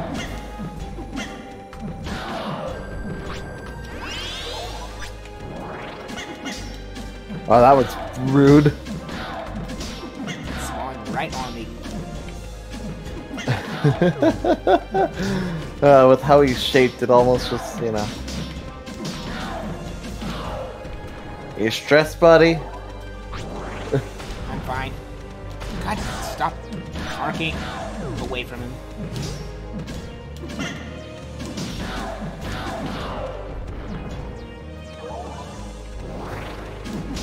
Come on.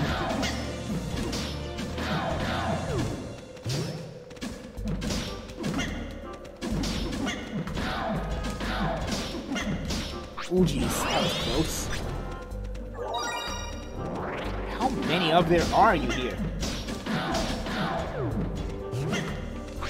Heal.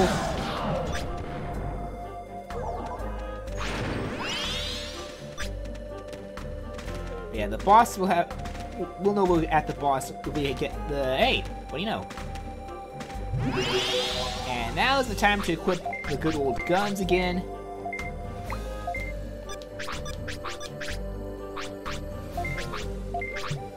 plenty of time to spare. This one is admittedly very easy on normal difficulty. And you know how to fight this guy, right? That's not how you fight Mammoth Mon. I know how to fight him, I just messed up.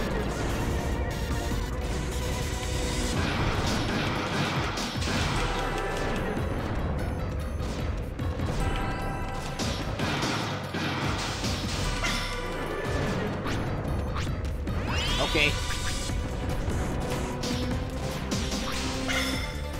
Heal yourself. I know, I know.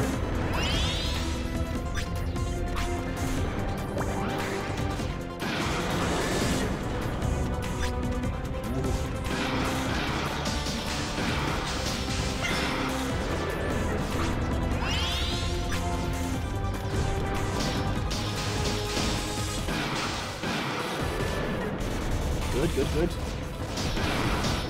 Why are you doing so close to him? Seriously, what were you doing so close to him? Keep messing up. I don't know. I find it's nervous when he's off camera because then I don't know what direction he's going, so I end up staying too close to him, despite the fact that I'm using the guns to avoid doing that. He doubled. Yeah. Heal. I just got hit.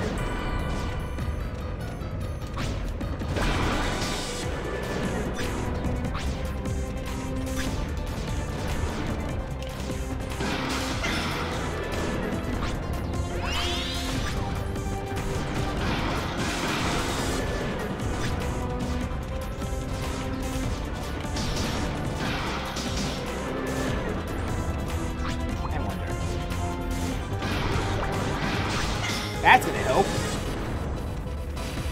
I actually got freeze on him.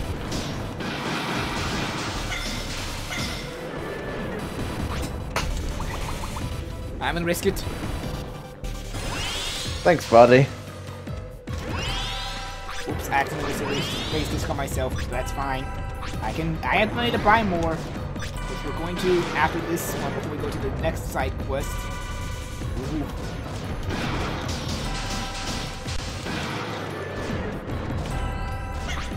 What? What are you doing? I was trying to go down, and I think that I got blocked off because of the screen, the scrolling.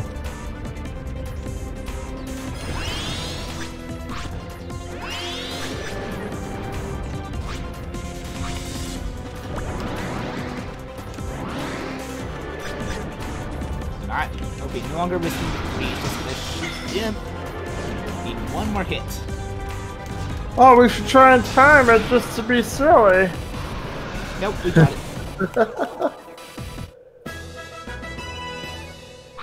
Oh, that's good to know. Dave pointed out that magic ignores speed stuff, so they can't auto-guard it.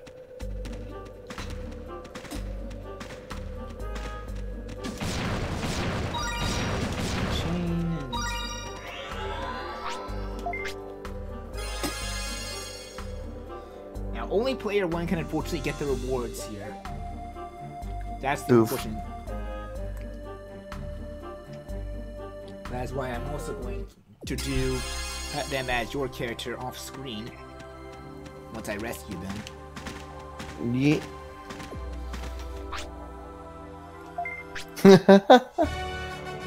Really? Oh, you got some bits at least from it. That's good. Check your bit. It can't. Wow. Really? What? He gave me a... Oh! Oh, that actually has a mod. Oh, well then I'm gonna store that in my bank.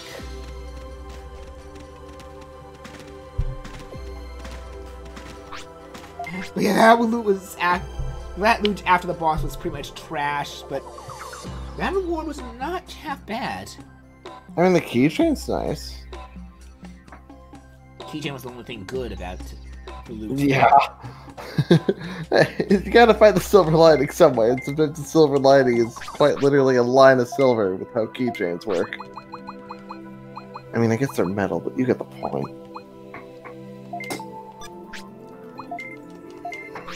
I'm gonna draw this regular ass longsword, and I'm gonna draw my bits so I can actually do some shopping and refill some of my discount because we're gonna need it for this next one.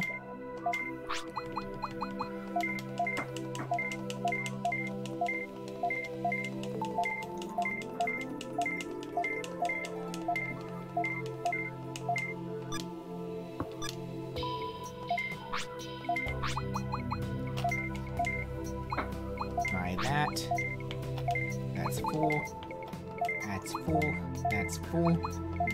That's full. Raise discs. Good, that's full as well. Not sure if you need to do any extra shopping or no. I think I wasted a item I should at least buy back. Yeah, I used a lot of these. I used all my A discs, so... Okay. Don't need the bits for now, then. I have so few bits left that I'm just gonna hold on to mine. That's fine.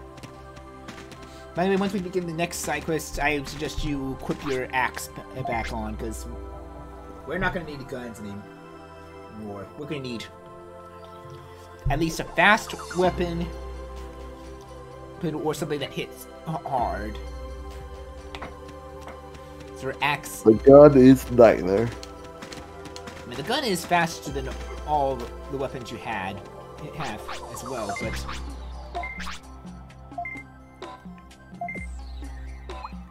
Your battle axe talk is still very strong.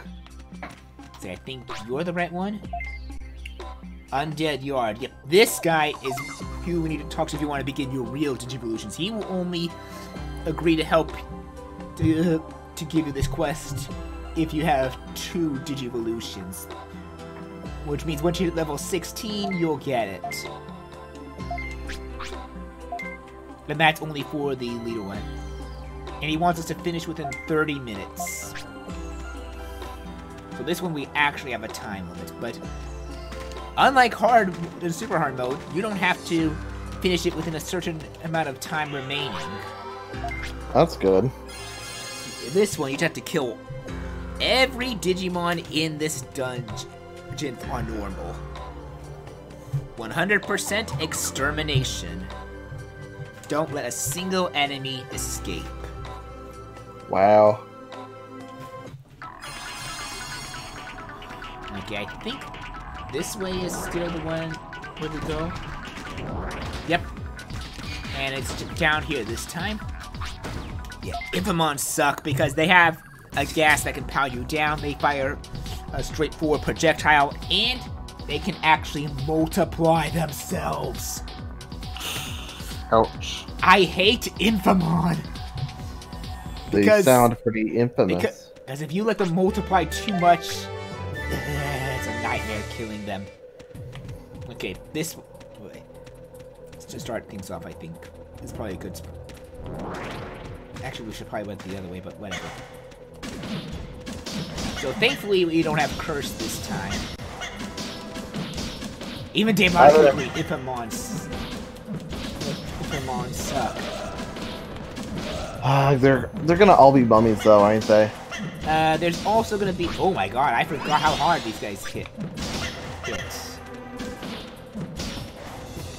They're all gonna be mummies, yes, but they're also all gonna be... There's gonna be some Pheromon and some of the Necrogue 2s. And some Necrogue 1s as well.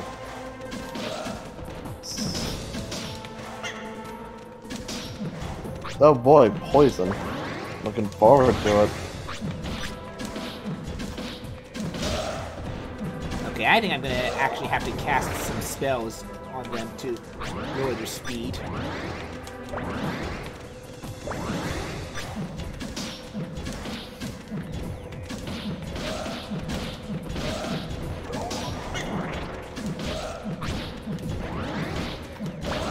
There we go. Ooh, jeez. Feel free to retreat and heal if you need to, or retreat and use a power up. Even if you don't hit me, don't worry about it. Just have to...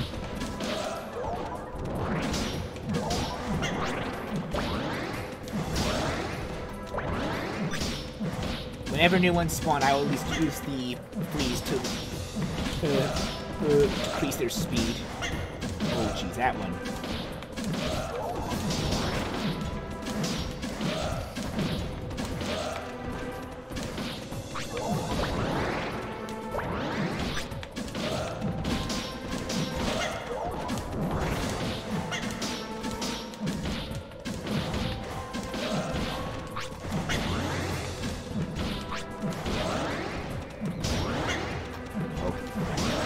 So is there a head count we're getting, or...? Yeah, do you see that 8 there? That's how many we killed total so far. No, I know, but is there a head count, like a number, or we just kill until there ain't no more? We kill until there's no more left in this room, then we go to the next room. Oh.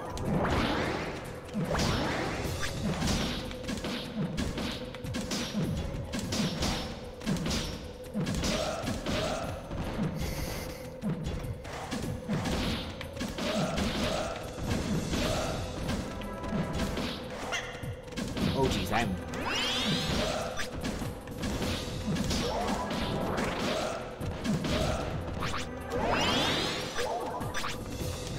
Oh, thank God, that's the last one of this room.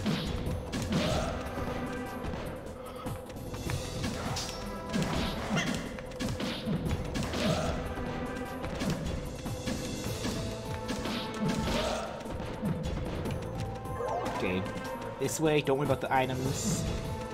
Sorry. Unless it's a heal disc, I'm gonna say don't worry about the items. Oh god, hi. I'm gonna try and lower their cast freeze on them to lower their speed stat. I'm out of MP.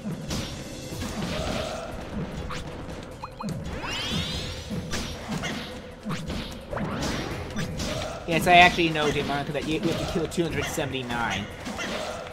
On hard and super hard, they actually have more hidden rooms that require to kill 302. And to get the best reward from this one, you have to do it under 10, with 10 or more minutes remaining on the clock.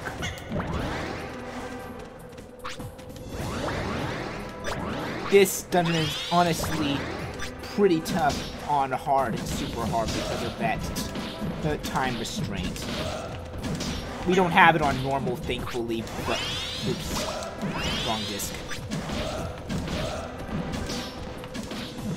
Oh, and thankfully here, you don't have to worry about accidentally using a gate disc, because gate discs are locked out on side quest dungeons. Good, I won't accidentally do the thing. But you can probably accidentally use a raised disc, so be careful on that. I will. I mean, I'm very likely to just only be using HP discs because I have to use my health way left often than you do. I mean, I'm still taking quite a beating myself still.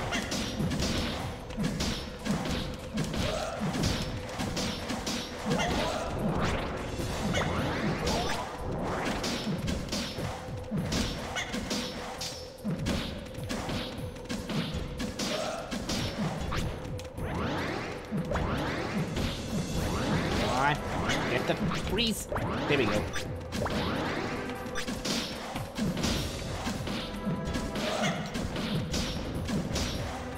Ooh, watch your health.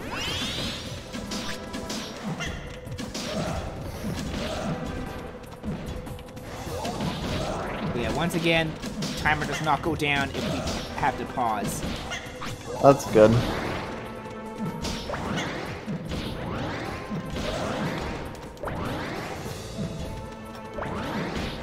Got the free stat on all 3 of them. That's gonna make things a little bit easier. Ooh, I must have barely got you with that bit. Ooh, jeez! Don't corner me into the wall. Okay, one did not spawn in, so that means these are the last 2, I'm gonna think.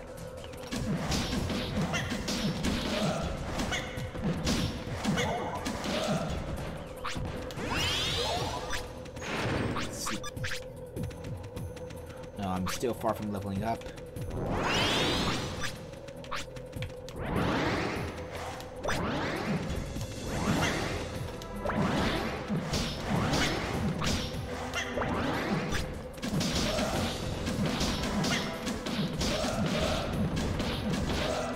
This is honestly a pretty rough dungeon still this early on, but I would like to get it done. If we can get it done, it'd be nice.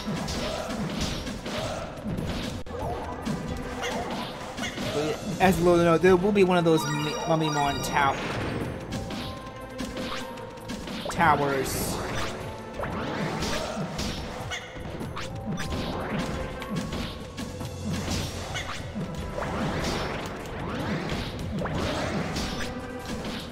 There will be one of those Mummymon towers. Oh boy.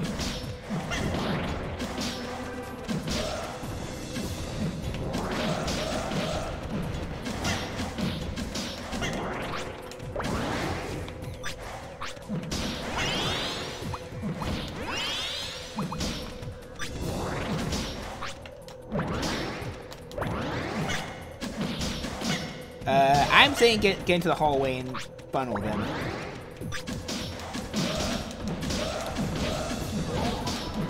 Considering I think all of them just spawned that needed to spawn. I wonder if they're supposed to be spawning this much. In this room, yes. Wow.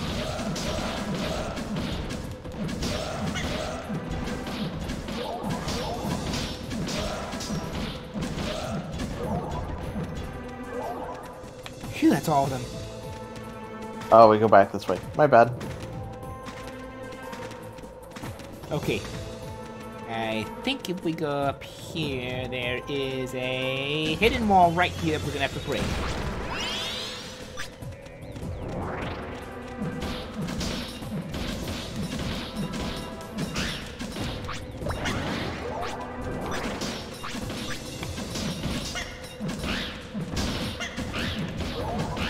Hoping some of these can at least offer us some level ups. They'll give us some discs. I'm more hopeful for discs than level ups.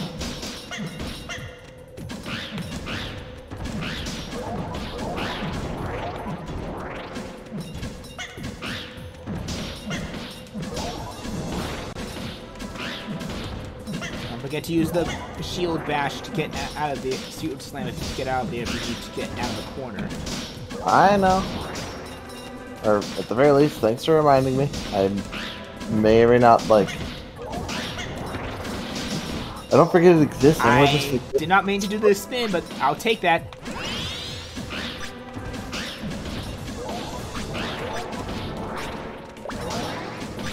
Crap, I missed you. That's fine. As long as we kill these guys, and I think this is the last batch of these hit ones.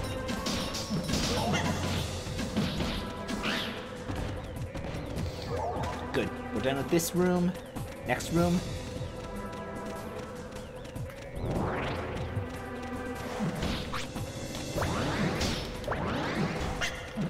The Mummymon are the ones that are going to be blocking us a lot easier if I don't lower their speed.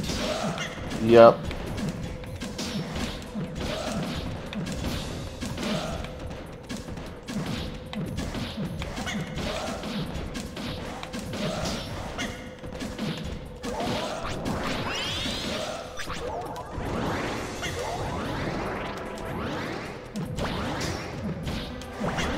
Oh jeez, I'm...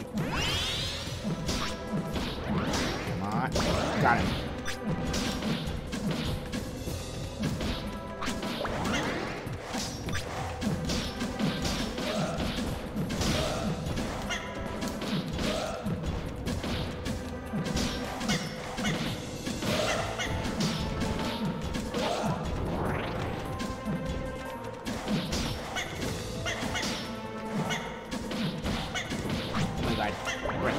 Heal yourself. There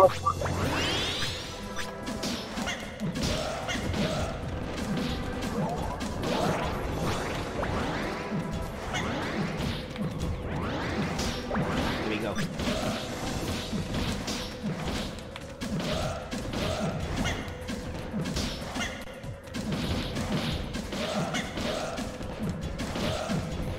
Yeah, that I definitely agree with Digimon King. Oh, right, these guys are not. These two are not slowed down. Got him. Got him up.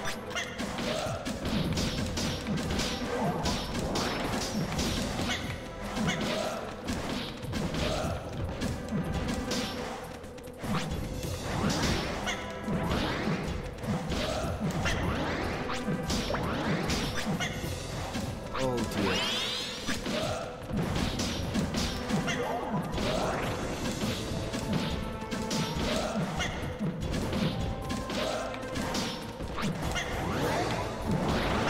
Oh no, we're not even 100 yet, and it's almost half time. I may unfortunately have to do this off screen if I have to.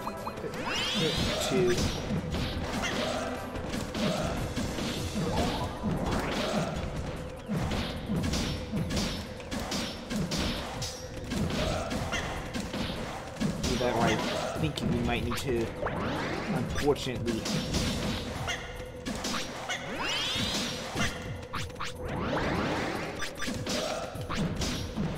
I'm almost feeling we might have to unfortunately bring in two-handed weapons for this one.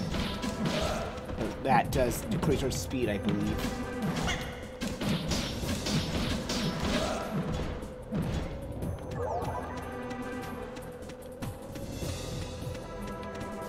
I think this way is the way to go now.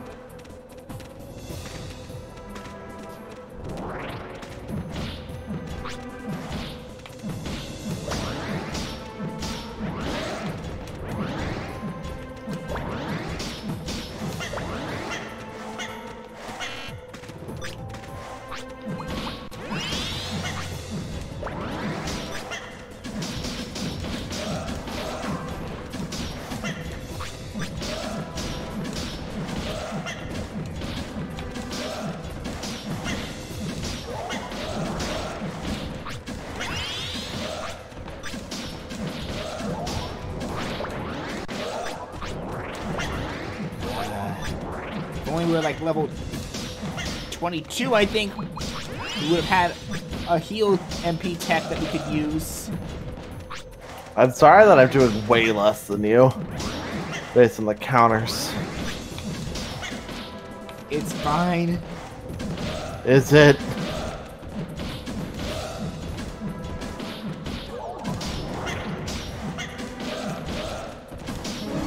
This one's admittedly pretty tough. Oh, you're level 16 now. That's good. At least something happened.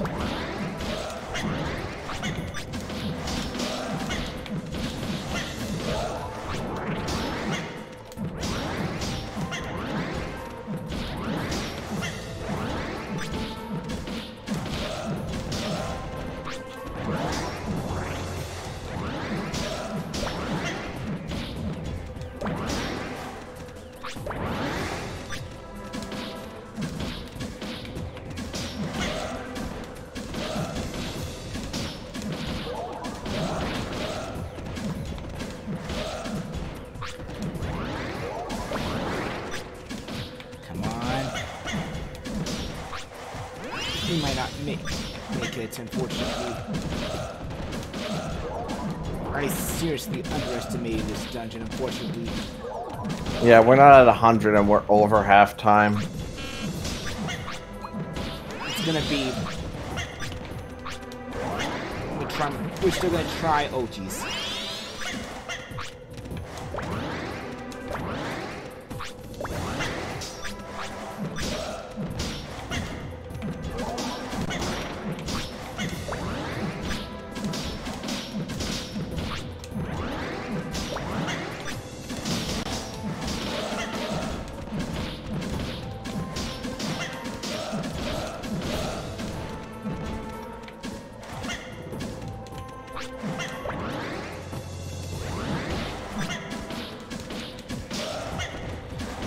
Yeah, this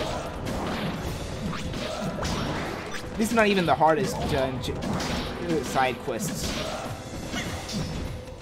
There's some cycles I consider much, much harder than this one. This one feels like it's more just a level barrier than it is a thing we could... I mean, we could probably be doing it more efficiently if I could spin move consistently. But even with that, it feels more like this is a numbers game than a challenge we have yet to overcome due to our own inabilities. Okay,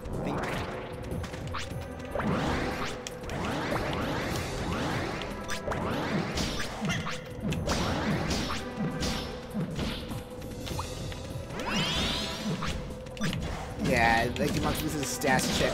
If we lose this, I want to give it one more try, but I'm willing to sacrifice a bit of speed to upgrade a weapon to a level to a two-handed one if it means I can deal more damage and kill them faster. For just this once, I'm willing to make that sacrifice. If they weren't all mummies, I feel like we'd also tell it like they had to all be mummies. I think I'd be okay with it all. That's why it's called Undead Yard. No, I know. Like, it's part of the theming of it, but they could have had to kill a bunch of monsters thing that isn't mummies.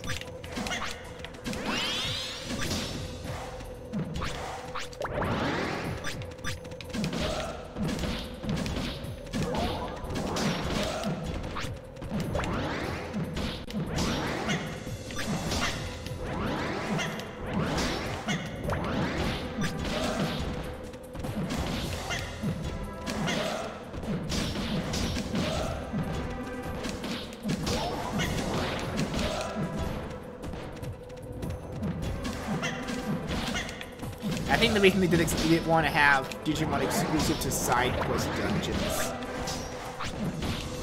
That could be the reason.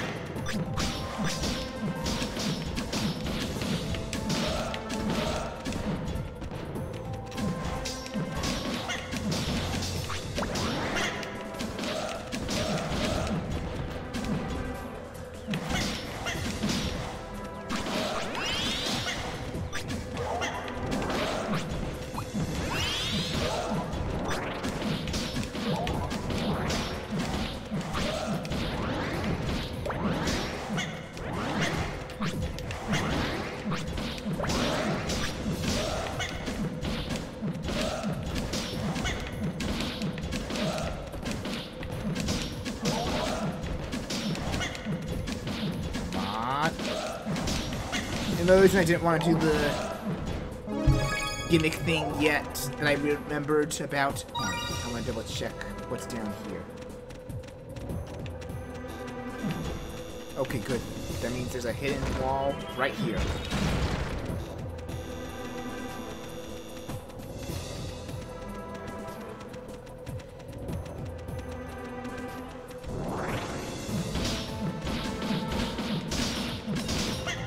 I think we're almost done with the first floor, I think.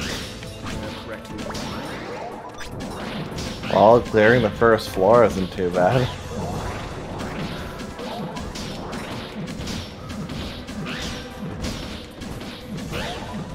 I don't know why, but just because of numbers, it feels like we already failed, essentially.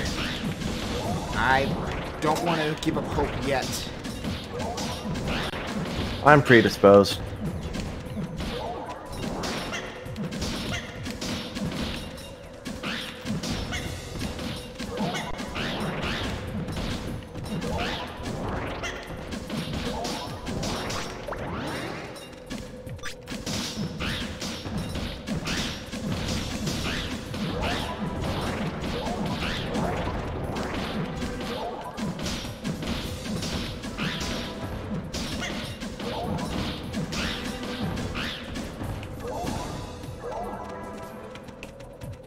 That's all of them.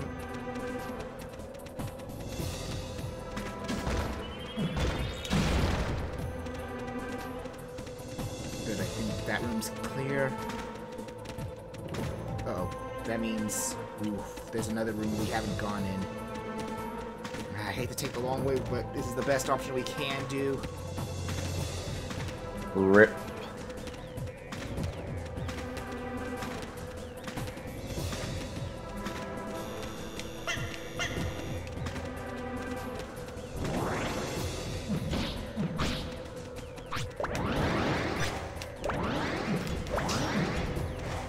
Thankfully, there's no mummies on the second floor, if I remember correctly.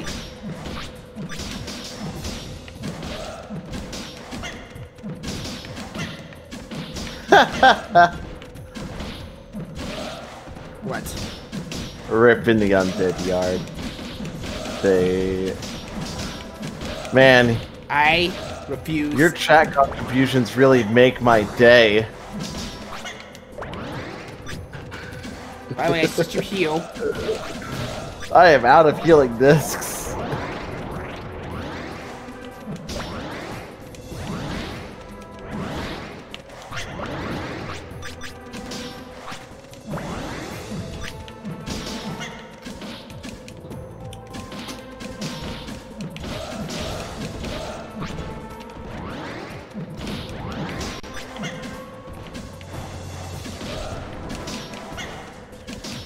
I'll have to revive you after this. Don't waste. Yeah, don't waste the buff.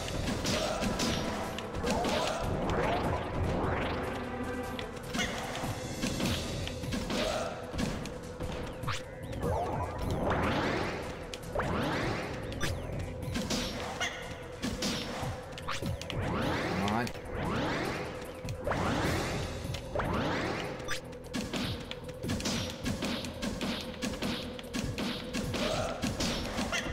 Oh, jeez.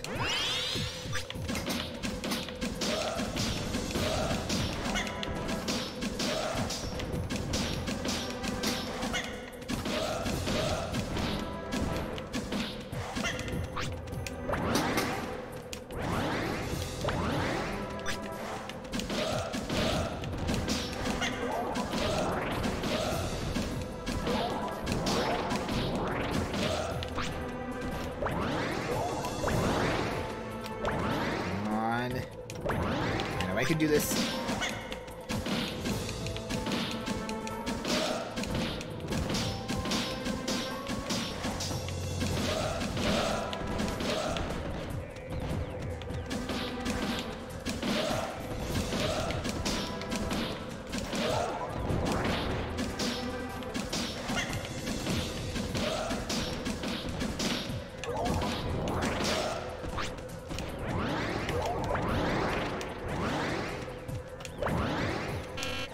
Oh, jeez.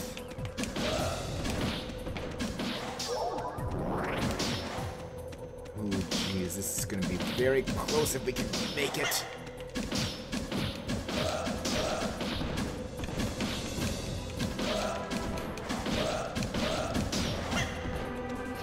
Yeah, but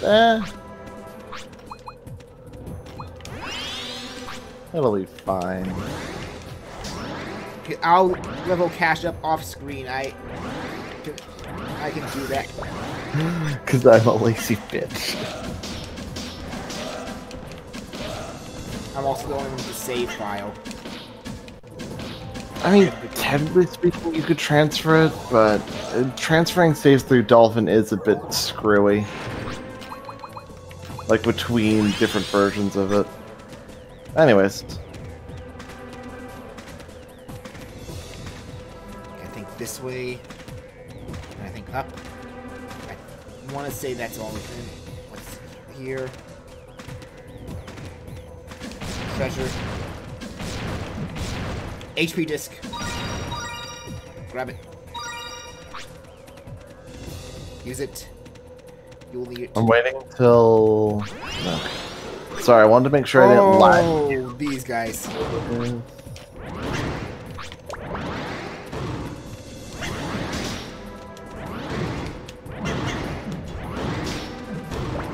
Got him.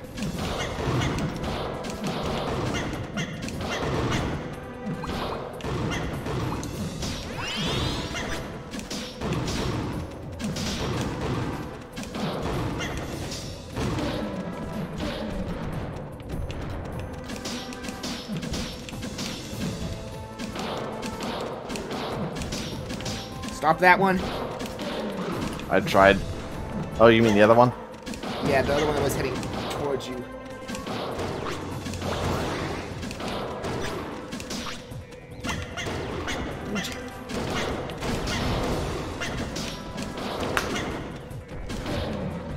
It's fine, you'll be revived once we go down. speedrun strats. I'm sorry. That's fine. We are. I was not wasting time with it. This is gonna be very, very close. If.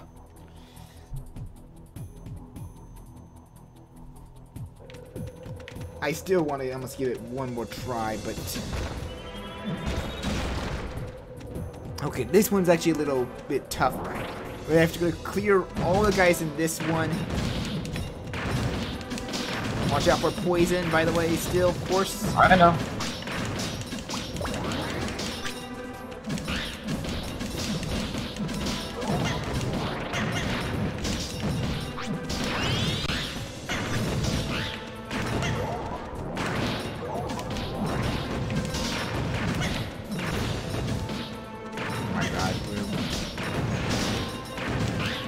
Door open, but we still have to kill all of them here. And we have to go to the next room and back to this one. And we're not gonna make it. We got so close.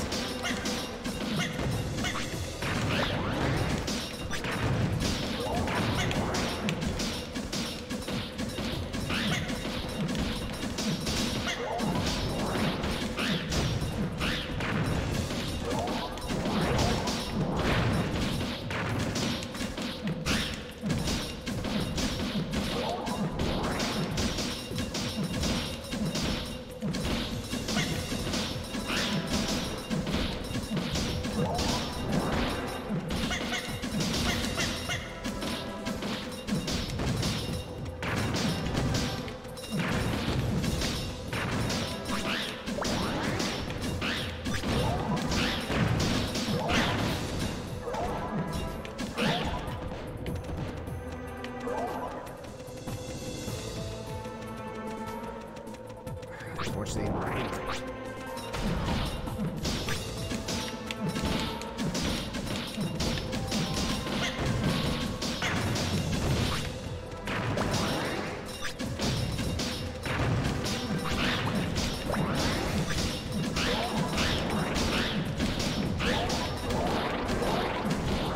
like to get the level up.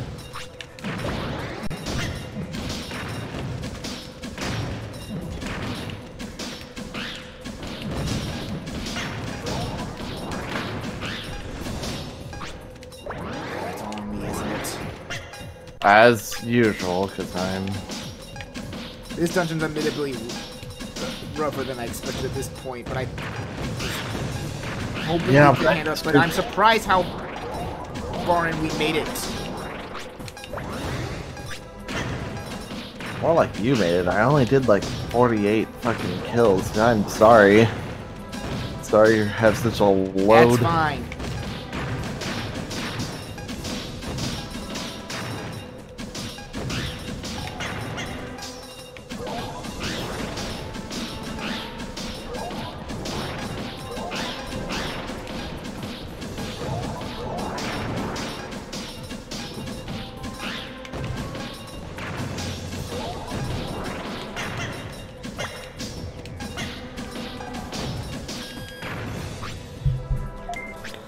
Ah, 194. I think there was 296 or 97 totals. That was that was still so close.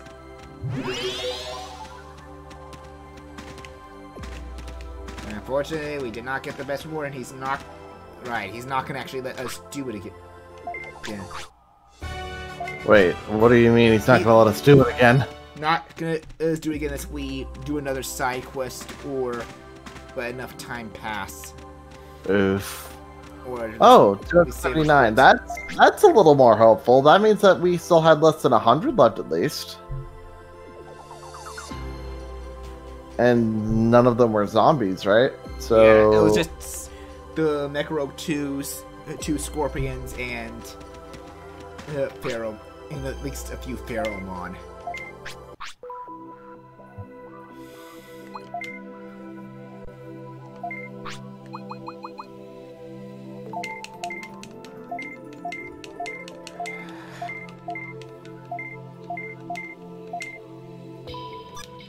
wonder. Hold on.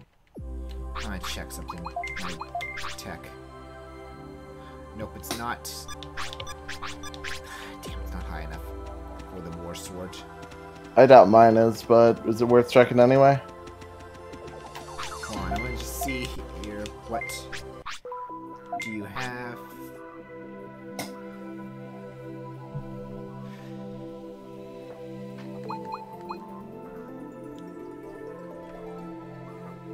I can equip you at the very least. Check your blunt, your tech. Check your tech. I'm trying. Sorry.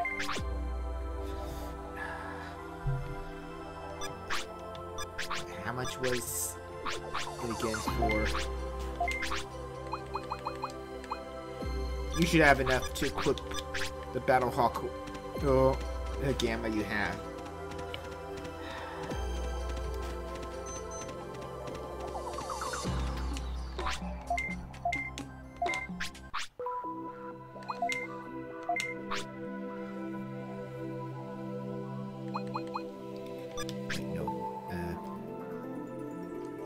I'm gonna withdraw my bits so I can at least refill my discount.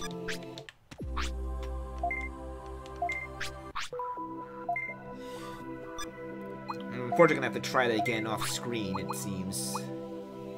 Yeah, it's getting pretty late. Crap. I wanna which one am I getting?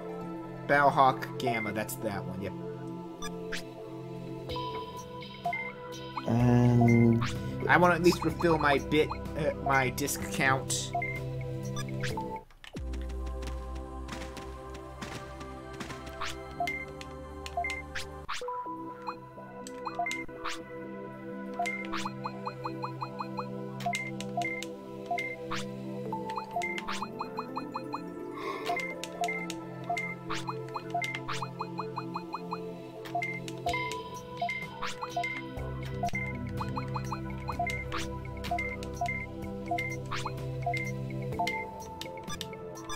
And then change my weapon so I can have at least a bit of a stronger one.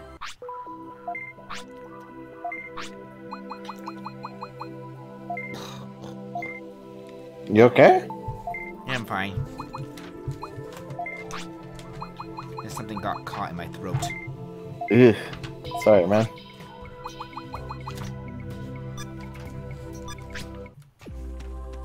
Is there actually a way for me to see how fast some of those enemies are speed-wise? Nope, because it actually just... You can't change it there, you have to go to the Digilab. Right. I forgot about that already. I'm gonna actually check though as well. Do I... No, I don't have 9 keychains, so nope. But there is something else I can do at least.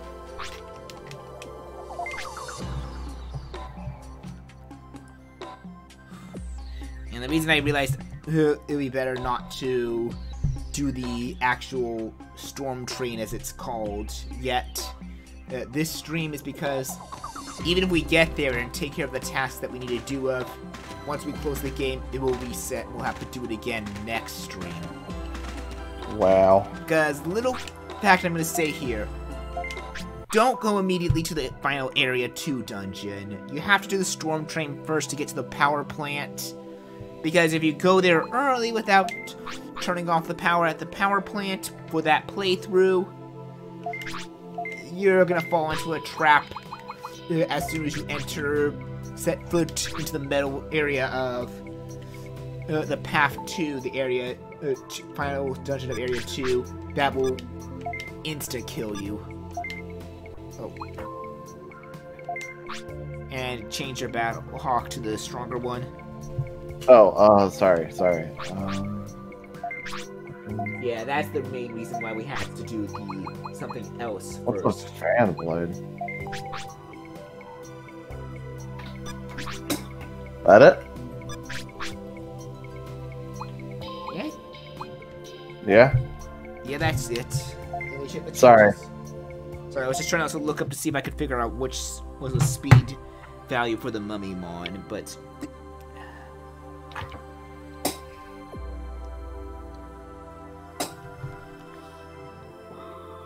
The only amount I could assume it could be is that it's well over the... It's probably over the 270 speed-wise, I'm gonna assume. Which means my speed should be high enough to go through now, but let's see yours. Huh? Your speed's at... Yeah, you're not even in range of them yet, but... Problem is the guidebook doesn't tell you which ones are in which area. Which versions of the enemies. Might as well show this. This is where you can open your booster packs if you collect any. Oh, those were literal card booster packs? For some reason, I did not believe you. Like, believe that's what they were, at least.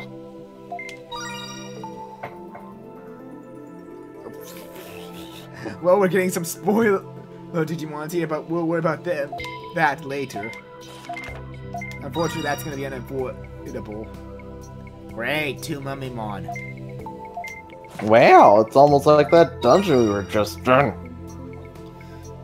I hate green Digimons. But we'll find out that much it. It's me. Okay, how many did we get out of... Though, let's see here, though. 1, 2, 3, 4, 5. Wow. 6 and 8, 9.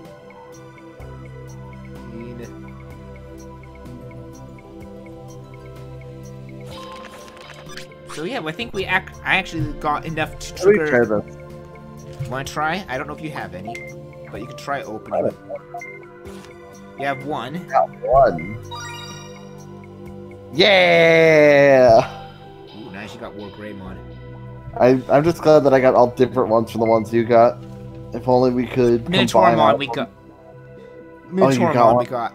I got. Wait, I need to count again. Check. I need to count my pack again. Gotcha. Let's see. Let's see. How many? 1, 2, 3, 4, 5, 6, 7, 8, 9.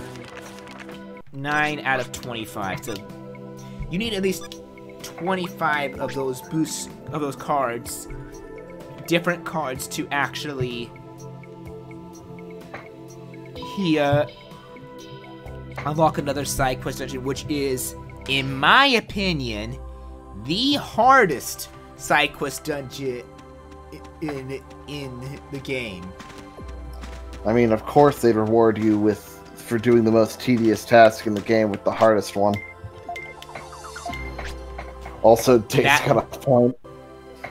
Yep. Sorry. But yeah, that dungeon is known as the Captive Dungeon, which is similar to the Undead Yard, only you just need to beat the boss, but there's a catch. You can't heal, period, in that dungeon.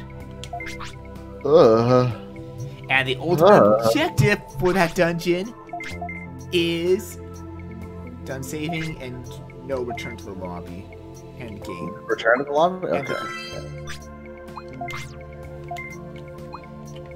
Yeah, the ultimate objective for the Captive Dungeon is to, if you're playing on normal, is to finish it with 100% HP. Or if you're playing on hard or super hard mode, you have to finish the dungeon with 1% HP. Wow. Yeah, that's why I say it's the hardest. It's pretty much an almost no hit dungeon. And there's traps. Jesus. We're doing that one, aren't we? We're doing it sometime, but not for a good while. And I'm gonna guarantee we're not getting the perfect.